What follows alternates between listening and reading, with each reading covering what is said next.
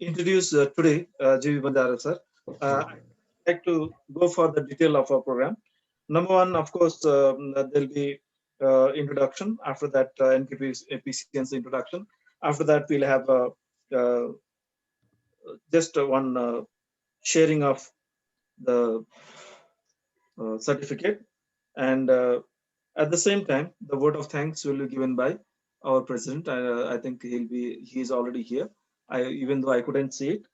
With this, again, thank you once again for giving me opportunity and to talk about G.V. Banjara sir. I have already seen him earlier in face to face.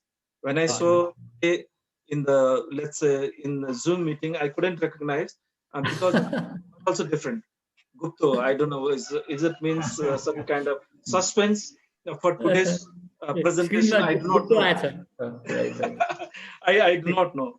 And to talk about his experience, I think we could see the long list, which if I start reading, I think it will take 1 hour presentation here. So I do not like to go through the details of all those things.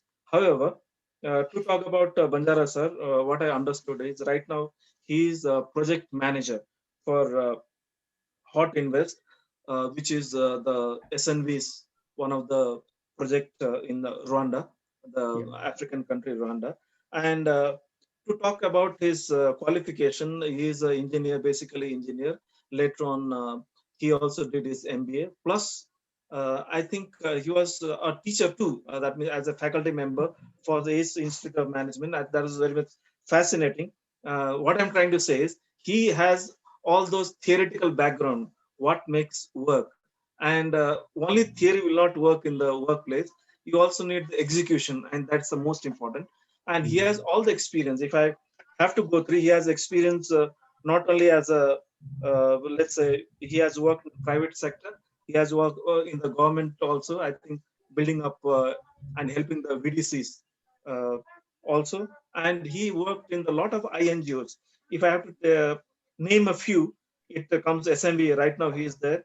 AKF is there. GTZ or GIZ is the DFID. He has already worked, and also he had worked in Swiss Contact, EC Mode, and IFAD. I don't know what the full form of this, but I think I think the list goes on and on. And he also was a trainer for so many times. And if you know the SAF countries, I think the SARC countries, in that almost 5 countries he has been there, including, let's say, Nepal, Bangladesh, Bhutan, you have India, you have Afghanistan, and so many countries.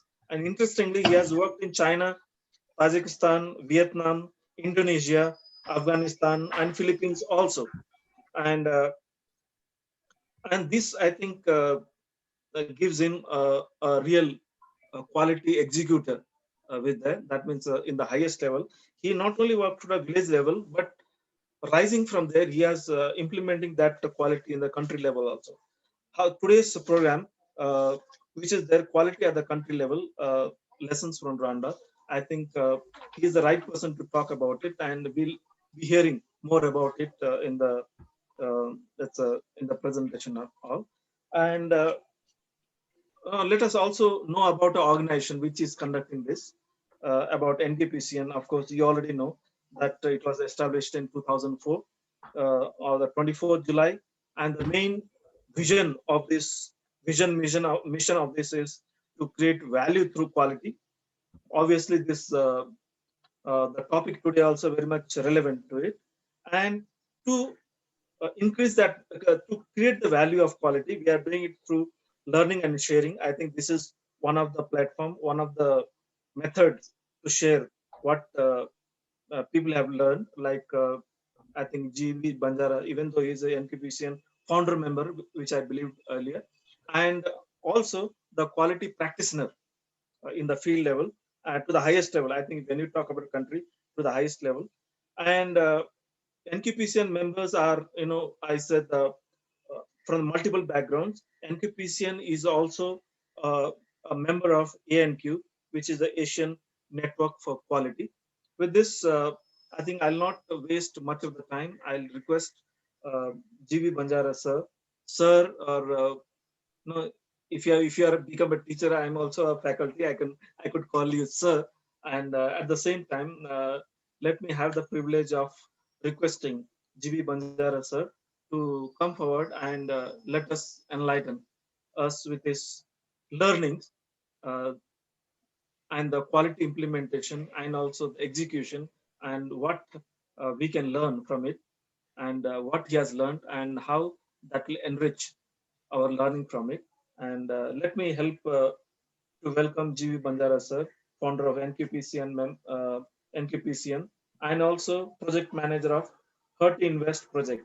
Please help me welcome GB Banjara. So now, Banjara sir, the floor is yours.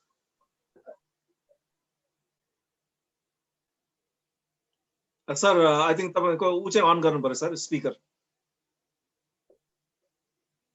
Mic sir. Mic. Sir, mic. Mic चाहिँ खोल्नु पर्यो sir, त्यो आवाज आइरहेको छ नि. जीवी sir को mic off छ sir. Banjara sir, your mic is off.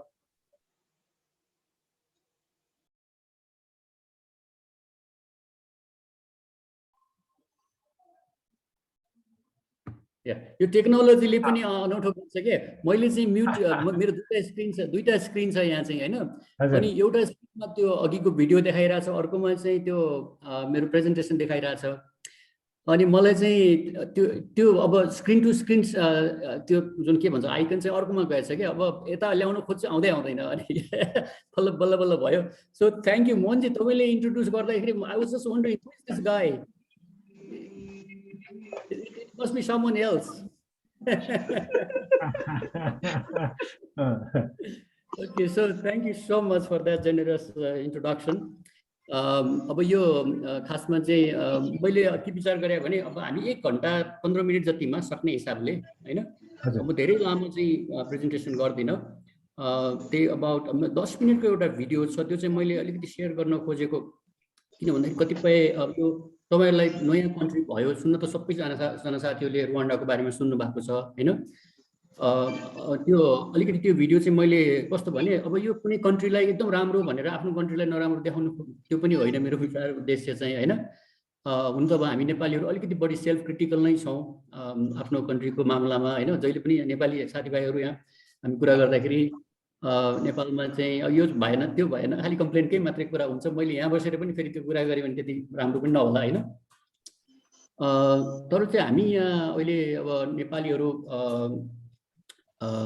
कति 8 जना चाहिँ 8 परिवार चाहिँ हामी डेभलपमेन्ट सेक्टरमा काम गर्ने साथीहरू छौँ र त्यस्तै 8-9 जना अरू चाहिँ प्राइभेट सेक्टरमा काम गर्ने चार्टर्ड एकाउन्टेन्टहरू हुनुहुन्छ र केही चाहिँ अब यो रेस्टुरेन्ट होटलहरुमा पनि काम गर्ने टेक्निकल साथीहरू सेफहरू पनि हुनुहुन्छ यहाँ चाहिँ.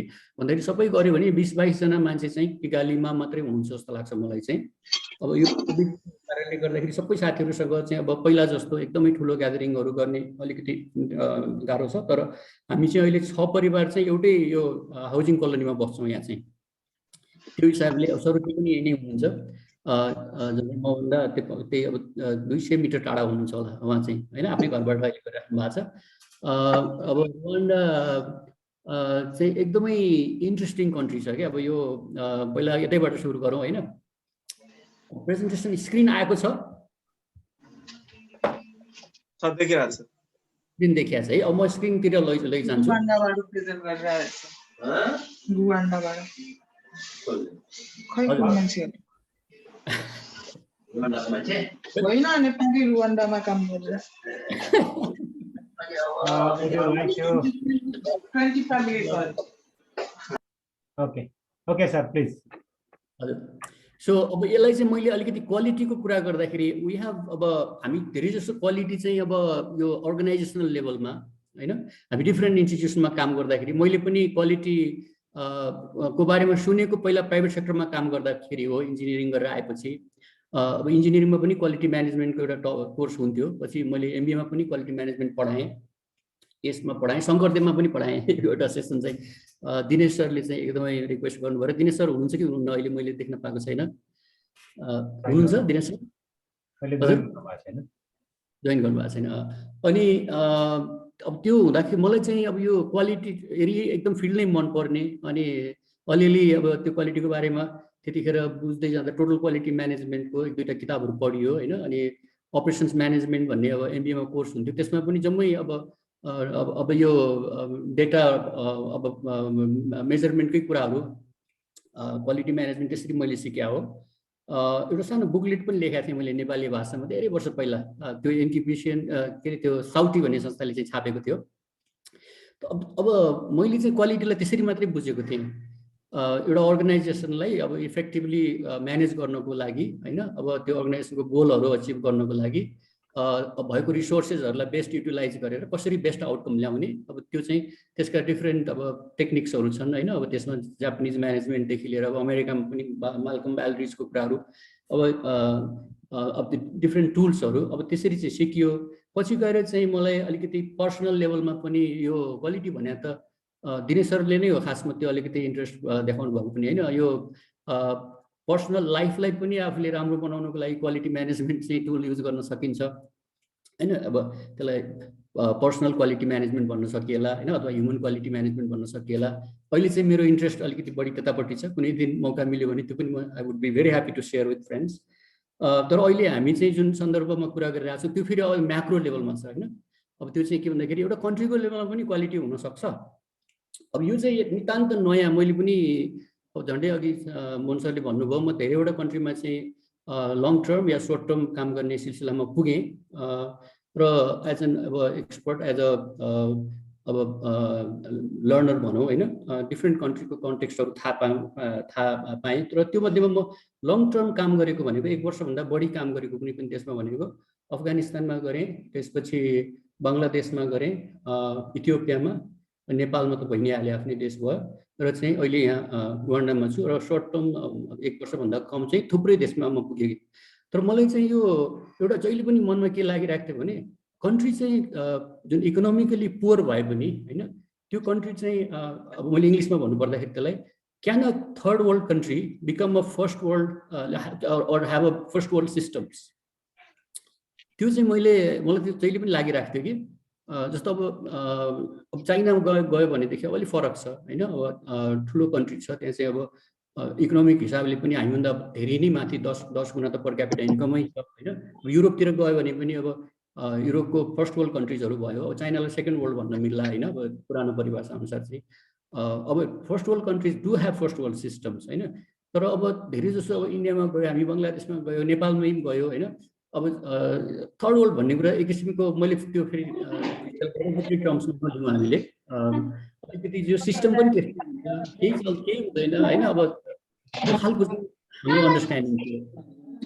र चाहिँ म अहिले 1.5 वर्षदेखि रुवान्डामा काम गर्न आएँ र रुवान्डामा काम गर्न आउँदाखेरि मलाई चाहिँ कन्ट्रीको लेभलमा पुवर कन्ट्रीको पनि क्वालिटी म्यानेजमेन्ट राम्रो हुन सक्ने रहेछ, त्यो चाहिँ फिल भयो है।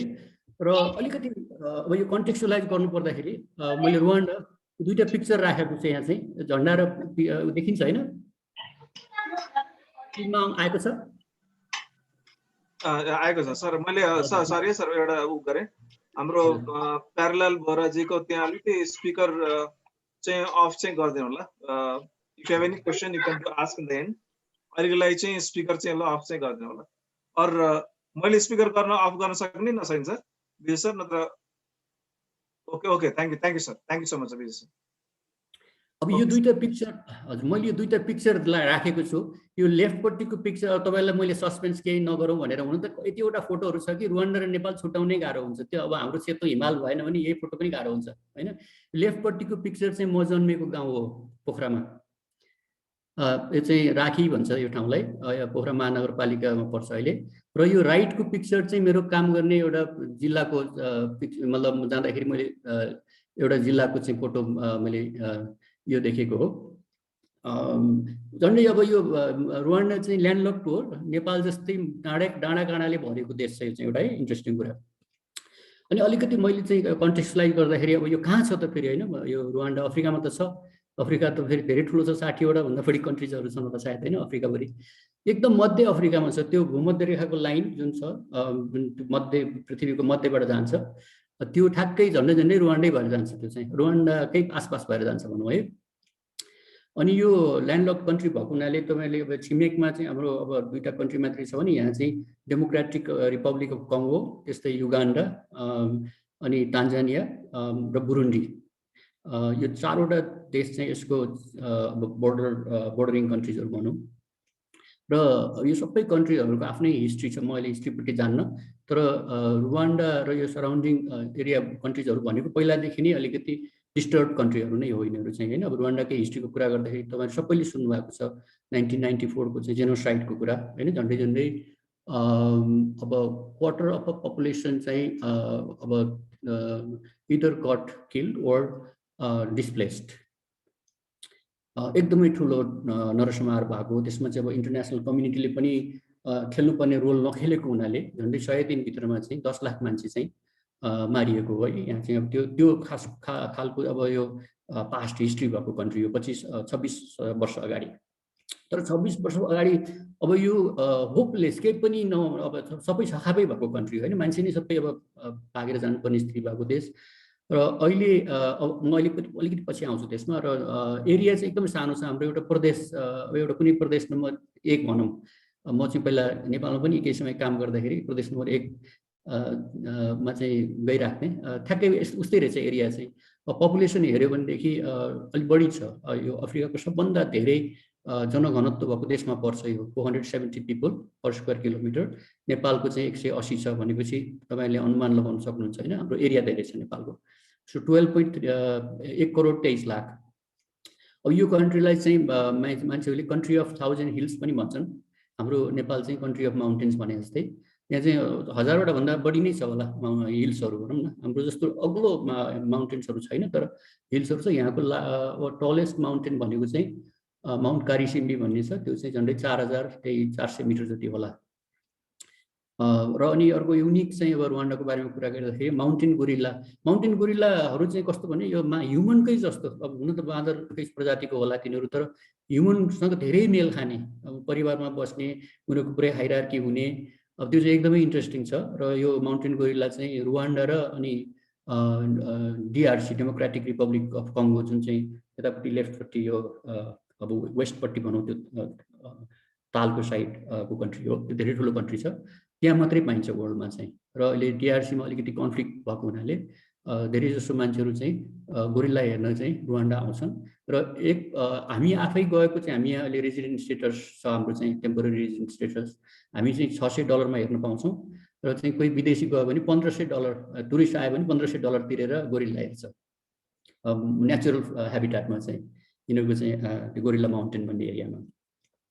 र अलिकति अब म यो इकोनोमिक पर्फर्मेन्सतिर जान्छु। अहिले चाहिँ अब त्यो 25 वर्ष अगाडिको जुन न्यारेटिभ थियो रुवान्डाको, एकदमै नरसंहार भएर एकदमै अब कन्ट्री नै अब सर्भाइभ गर्न नसक्ने जस्तो एकदमै अब कन्फ्लिक्टमा भएको कन्ट्री 25 वर्षमा चाहिँ अहिले यसलाई चाहिँ एकदमै राम्रो एक्जाम्पलको रूपमा लिन्छन् मान्छेहरूले चाहिँ।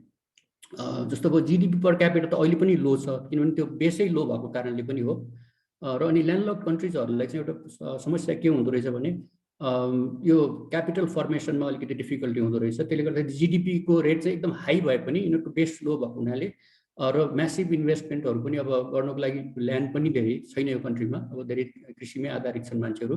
त्यसले गर्दा पर क्यापिटल इन्कम चाहिँ लो छ। त्यसले गर्दाखेरि अहिले पनि एलडिसी नै हो, गरिब देश नै मानिन्छ यसलाई चाहिँ। अब हाम्रो नेपालको योभन्दा अलिक बढी छ, $1236 जति मैले विकिपिडियाको आर्टिकलमा भेटेको थिएँ। तर इन्ट्रेस्टिङ कुरा के छ भन्दाखेरि अब जस्तो करप्सन ऱ्याङ्क, अब वर्ल्डमा हामी नेपालमा करप्सन भयो धेरै भन्छौँ होइन। अब जुनसुकै देशमा पनि करप्सनकै कुराहरू आउँछ, बङ्गलादेशमा, हाम्रो चाइनामा पनि करप्सनको कुरा गर्छन् मान्छेले होइन। तर रुवान्डालाई अहिले चाहिँ अफ्रिकाको चाहिँ सेकेन्ड लिस्ट करप्ट कन्ट्री भनेर मानिन्छ। फर्स्ट चाहिँ बोत्सवाना हो र यसको चाहिँ स्कोर 54 आउट अफ 100 छ। त्यो भनेको इटालीको भन्दा राम्रो हो, एक लेभलमा माथि हो। र हाम्रो नेपालको चाहिँ अब कम्पेरिजन गऱ्यो भने हामी 117मा छौँ भने रुवान्डा चाहिँ 49औँमा छ। भने झन्डै झन्डै डेभलप्ड कन्ट्रीको हाराहारीमा आउँछ यहाँको चाहिँ यो करप्सन अब को इन्डेक्स। नेपालको 33 छ होइन। अब यसमा त्यस्तै गरेर अब यो इज अफ डुइङ बिजनेस भनेर अहिले वर्ल्ड ब्याङ्कले निकाल्छ।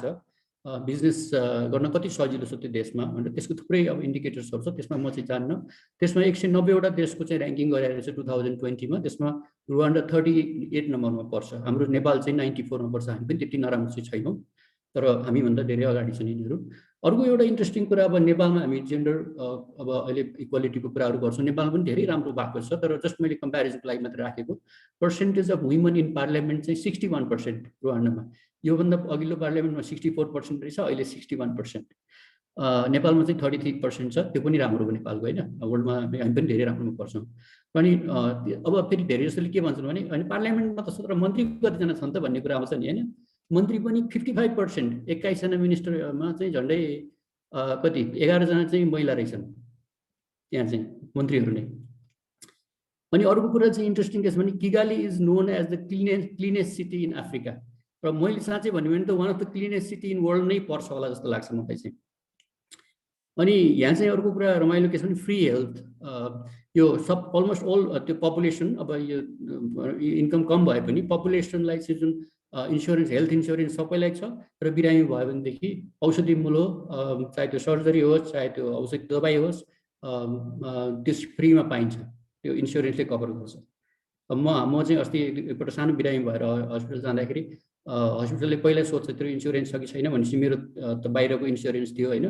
अनि मेरो यहाँको छैन भनेपछि उसले पैसा लियो पछि मैले बिल दिएर अनि मेरो अब इन्स्योरेन्स आफ्नै तरिकाले गर्नु के अरे रिम्बर्स गर्नुपर्छ तर अनि त्यही प्रेसक्रिप्सन लिएर फेरि पसलमा जाँदा पनि त्यही सोध्छ तेरो इन्स्योरेन्स छ कि छैन भन्छ इन्स्योरेन्स छ भनेदेखि सित्तैमा दबाई पाइन्छ जति महँगो भए पनि इन्स्योरेन्स अब छैन भनेदेखि फेरि फुल पैसा तिर्नुपर्छ त्यो चाहिँ महँगै पर्छ मैले जस्ट एउटा इक्जाम्पल दिन खोजेको अब यसलाई चाहिँ मैले अलिकति सायद अर्को एउटा स्लाइडमा गएर अनि त्यसपछि म त्यो भिडियो आयो भने त्यो भिडियोलाई ट्राई गरौँला भएन भने पनि म अगाडि बढौँला अब यो हेल्थ केयर सिचुएसन चाहिँ प्राइभेट सेक्टर मान्छेले आफूले पनि पैसा हाल्छन् होइन अब नेपालमा चाहिँ out of pocket health spending चाहिँ नेपालको 51% रहेछ 51% भनेपछि 100 रुपियाँ नेपालमा टोटल हेल्थ केयरमा खर्च भएको छ भने 51 रुपियाँ मान्छेले आफ्नो पकेटबाट हालेका छन् रुवान्डामा जम्मा 6% मात्रै रहेछ यहाँ पनि छ केही प्राइभेट हेल्थहरू अनि यो चाहिँ मैले चार्ट चाहिँ जस्ट विभिन्न देशको अफ्रिकाको कन्ट्रिजहरूको हेऱ्यो भने सबभन्दा बेस्ट चाहिँ अब थर्ड बेस्ट चाहिँ पर्दो रहेछ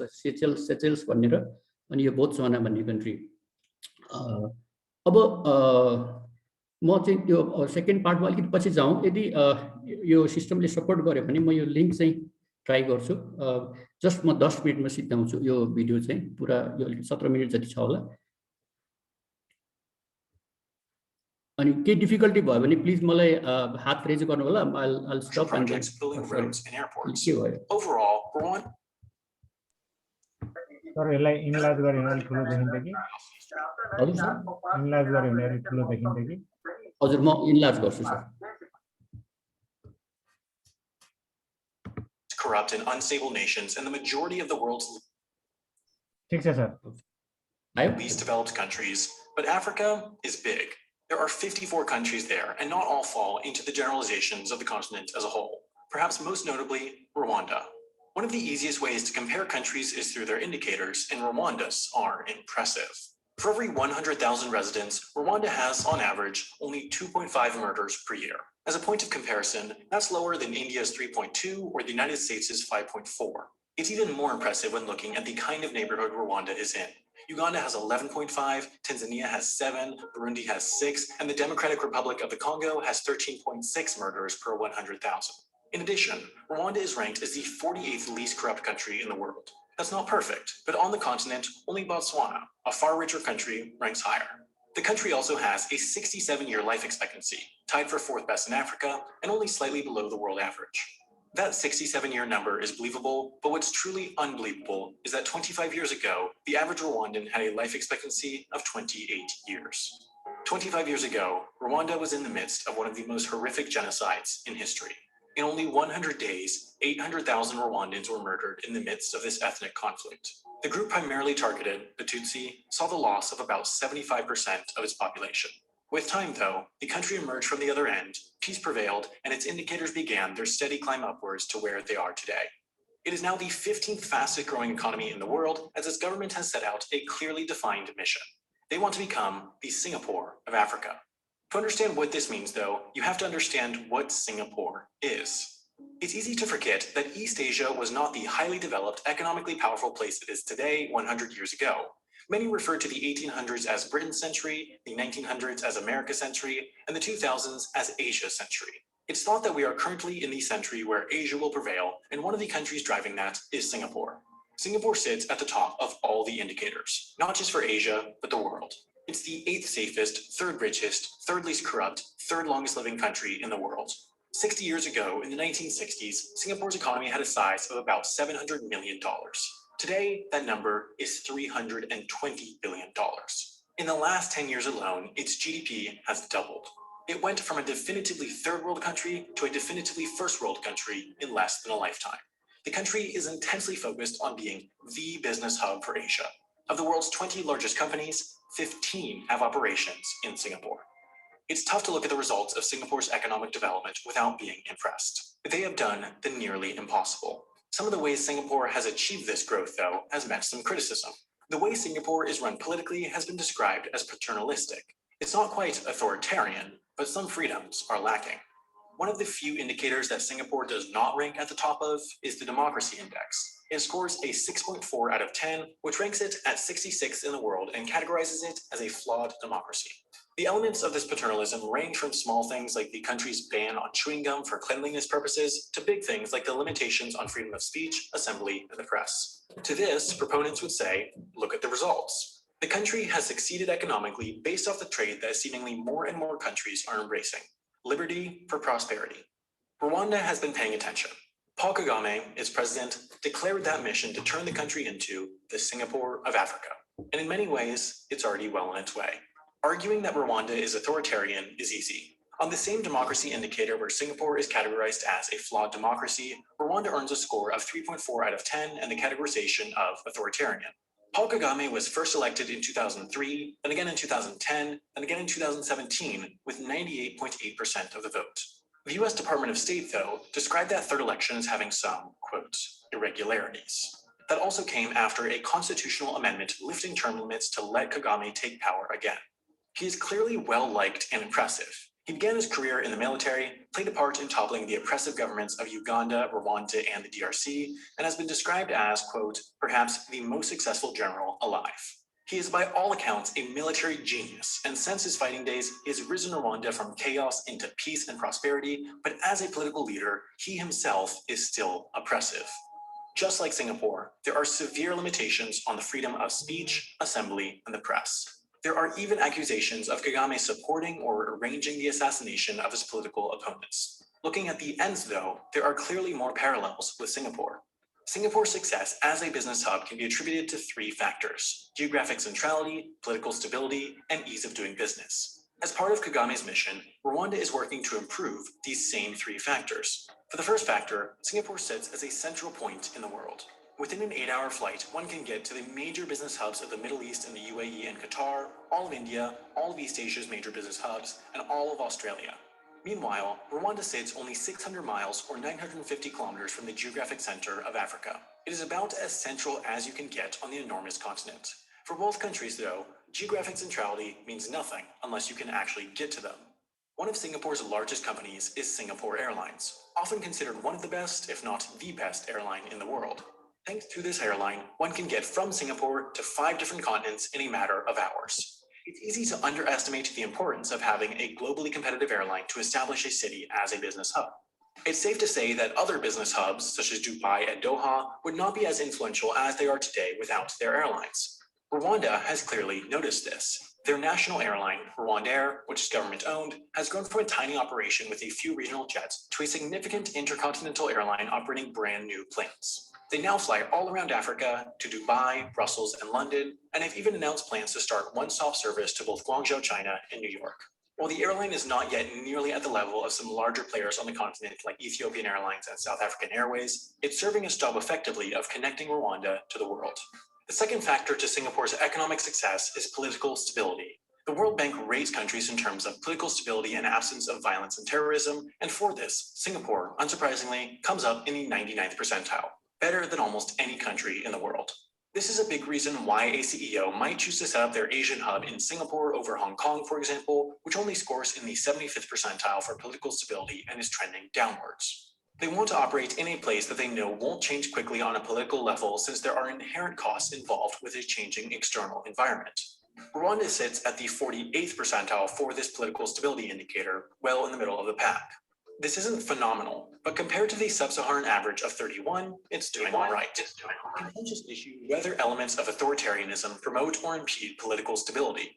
In Rwanda's case, with so few years under the current form of government, it's tough to know if the country really is stable or not. Rwanda is now, by many accounts, a police state. There are random checkpoints all around the country and strict security at most buildings in Kigali, the capital.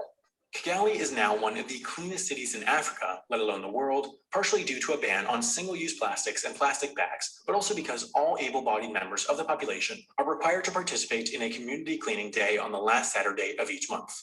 According to one report, there's even widespread unlawful detention of what are described as undesirables on the streets. The test of whether this country is truly stable, or rather in a state of temporary fear-based obedience, might not have yet come. Rwanda has not experienced a transition of power since 2000, and nobody really knows whether the country can continue on the right path after Kagame leaves. He himself even said that if he had not groomed a successor by 2017, quote, "It means that I have not created capacity for a post-me Rwanda. I see this as a personal failure." It's now well past 2017, and Kagame is still in power with no signs of leaving. Regardless of the reasons, though, for Rwanda's current political stability, it's sure that businesses like it. It's one of the top factors to look at when deciding which countries to operate in. The third factor that led to Singapore's business success, ease of doing business, is perhaps the most important one, and it's also the one at which Rwanda most excels. This is a broad factor, but it's one that the World Bank tracks with a well-known indicator, the Ease of Doing Business Index. This looks at 10 factors: ease of starting a business, dealing with construction permits, getting electricity, registering property, getting credit, protecting minority investors, paying taxes, trading cross borders, enforcing contracts, and resolving insolvency. Singapore ranks at number 2 in the world behind New Zealand and is followed up by Denmark, Hong Kong, and South Korea. Rwanda, meanwhile, scores as the 29th. This is an impressive score by itself, but it is incredibly impressive when considering how the rest of the continent ranks up. Rwanda is by far the highest ranked among mainland African nations. The nearest trailing African nation is Morocco at number 60, and plenty of highly developed countries like the Netherlands, Switzerland, and Japan rank lower than Rwanda. To achieve this, Rwanda has made plenty of economic and legislative reforms to foster the business-friendly environment. They've also been focusing on building both soft and hard infrastructure. The government, in collaboration with private investors, built an enormous $300 million convention center, along with a 5-star Radisson Blu hotel to attract the convention market, in addition to less flashy infrastructure projects building roads and airports. Overall, Rwanda is on the hunt for international investment in the country, and so far, that's paid off. In 2005, $10.5 million were invested from abroad in Rwanda. In 2017, that number was $293 million. Clearly, a lot is working in Rwanda. It's safe, clean, and growing economically. What more could a country want? Well, there are serious questions from abroad on whether Rwanda's growth is ethical, replicatable, sustainable, and even real. The way Rwanda has achieved its current stability and growth has some external observers condemning it. Appearances of Rwanda can also be deceiving. Okay, so मैले चाहिँ अब यसलाई stop गरेँ यो भिडियोलाई है सुनिन्छ sir सुनिएछ सर Yes, sir. Clear. एकदम सुनिन्छ अब यो भिडियो चाहिँ मैले अलिकति कस्तो भने रुवान्डाको बारेमा धेरै पोजिटिभ कुराहरू मात्रै पनि आउँछ अलिकति ब्यालेन्स खालको चाहिँ मैले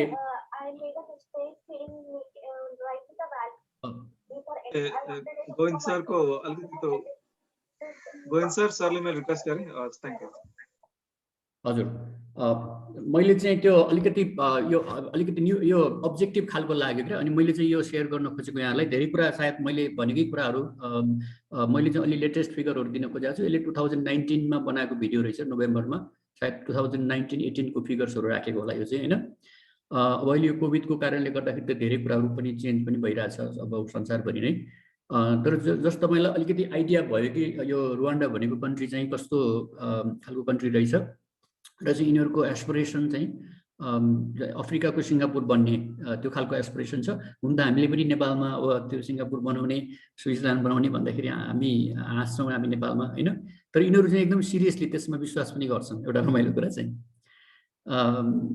म अगाडि बढौँ है सर केही प्रश्नहरु छ कि यो सकेपछि मात्रै गरौँ होला सर। हुन्छ सर, हस् हस्, म अगाडि Thanks. बढ्छु। अब मैले चाहिँ यसलाई अलिकति क्वालिटीको पोइन्ट अफ भ्यूबाट यो पर्सपेक्टिभ उसले पनि 3टा कुरा त भन्यो त्यहाँ होइन, तर मैले चाहिँ यसलाई लिडरसिप के अरे यो क्वालिटीको पर्सपेक्टिभबाट यो कसरी सम्भव भयो त रुवान्डा चाहिँ अहिले एउटा कन्ट्री जुन चाहिँ भनौँ न अफ्रिकाकै सबभन्दा अब प्रब्ली त्यतिखेर सोमालिया भन्दा पनि अहिले सोमालिया भनिन्छ होइन, हामी साउथ सुडान भन्छौँ, त्यो कन्ट्रीहरू भन्दा पनि धेरै तल भएको कन्ट्री चाहिँ अहिले अफ्रिकामा एउटा आफ्नो नाक उच्चा गरेर एकदम अब एउटा strong country that punches well above its weight होइन, त्यो खालको कन्ट्री कसरी बन्न सम्भव भयो त रुवान्डालाई भन्दाखेरि मैले 3टा कुरा देखेँ। मैले आफैले भोगेको कुराहरू, एज अ प्रोजेक्ट म्यानेजर म यहाँको चाहिँ प्राइभेट सेक्टर पब्लिक सेक्टर सबैसँग म एकदम क्लोजली काम गरिरहेको हुन्छु, लोकल गभर्मेन्टहरूसँग पनि। त्यो एक्सपिरियन्स म अलिकति यहाँलाई सेयर गर्न खोज्छु। र यसमा चाहिँ मैले देखेको चाहिँ आउनु त धेरै फ्याक्टर्सहरू हुन सक्छन्, तर एउटा चाहिँ क्वालिटी लिडरसिप अनि अर्को चाहिँ क्वालिटी फलोअरसिप, जनताले चाहिँ कसरी फलो गर्छन् त्यो पनि अलिकति, अनि तेस्रो चाहिँ क्वालिटी सिस्टम्स। यो 3टा कुरामा चाहिँ म अलिकति, मलाई चाहिँ यो 3टा कुरा हो जस्तो लाग्छ रुवान्डाको चाहिँ जुन अहिले सक्सेस देखिएको छ, त्यसलाई चाहिँ त्यसरी एक्सप्लेन गर्न सकिन्छ जस्तो लाग्छ मलाई। अब क्वालिटी लिडरसिपको कुरा गर्दाखेरि अघि यहाँहरूले पल कगामेको बारेमा चाहिँ त्यो भिडियोमा पनि सुन्नुभयो। मलाई चाहिँ के लाग्छ भने अब यहाँको चाहिँ मेन एउटा सक्सेस फ्याक्टर चाहिँ भिजनरी टप लिडरसिप जुन यहाँको प्रेसिडेन्ट छ उहाँको चाहिँ अब यो लिडरसिपको जुन भिजन छ, जस्तो अब ऊ त हुन त उहाँ मिलिट्री अब त्यो ब्याकग्राउन्डबाट आएको हो, हाम्रो अब नेपालमा जस्तै अब यहाँ पनि ठुलो त्यतिखेर चाहिँ गृहयुद्ध भयो होइन, त्यो गृहयुद्धबाट चाहिँ जितेर आएको लिडर हो, तर उसले चाहिँ आफ्नो अब समयअनुसार आफूलाई पनि फेरि परिवर्तन गर्दै ऊ चाहिँ अब एउटा भनौँ न कसरी जनतालाई राम्रो सेवा सुविधा दिन सकिन्छ, देशको अब कन्डिसन भनौँ, देशको इकोनोमी, देशको चाहिँ अब मान्छेहरूको चाहिँ जीवनस्तर कसरी राम्रो बनाउन सकिन्छ भन्ने खालको अलिकति सोच भएको भिजनरी लिडर भनेर चाहिँ अहिले मानिन्छ।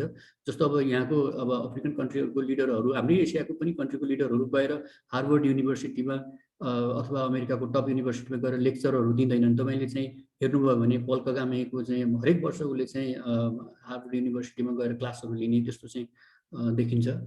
तपाईँले सायद भिडियोमा आफ्नो इन्ट्रेस्ट भयो भने हेर्न पनि सक्नुहुन्छ।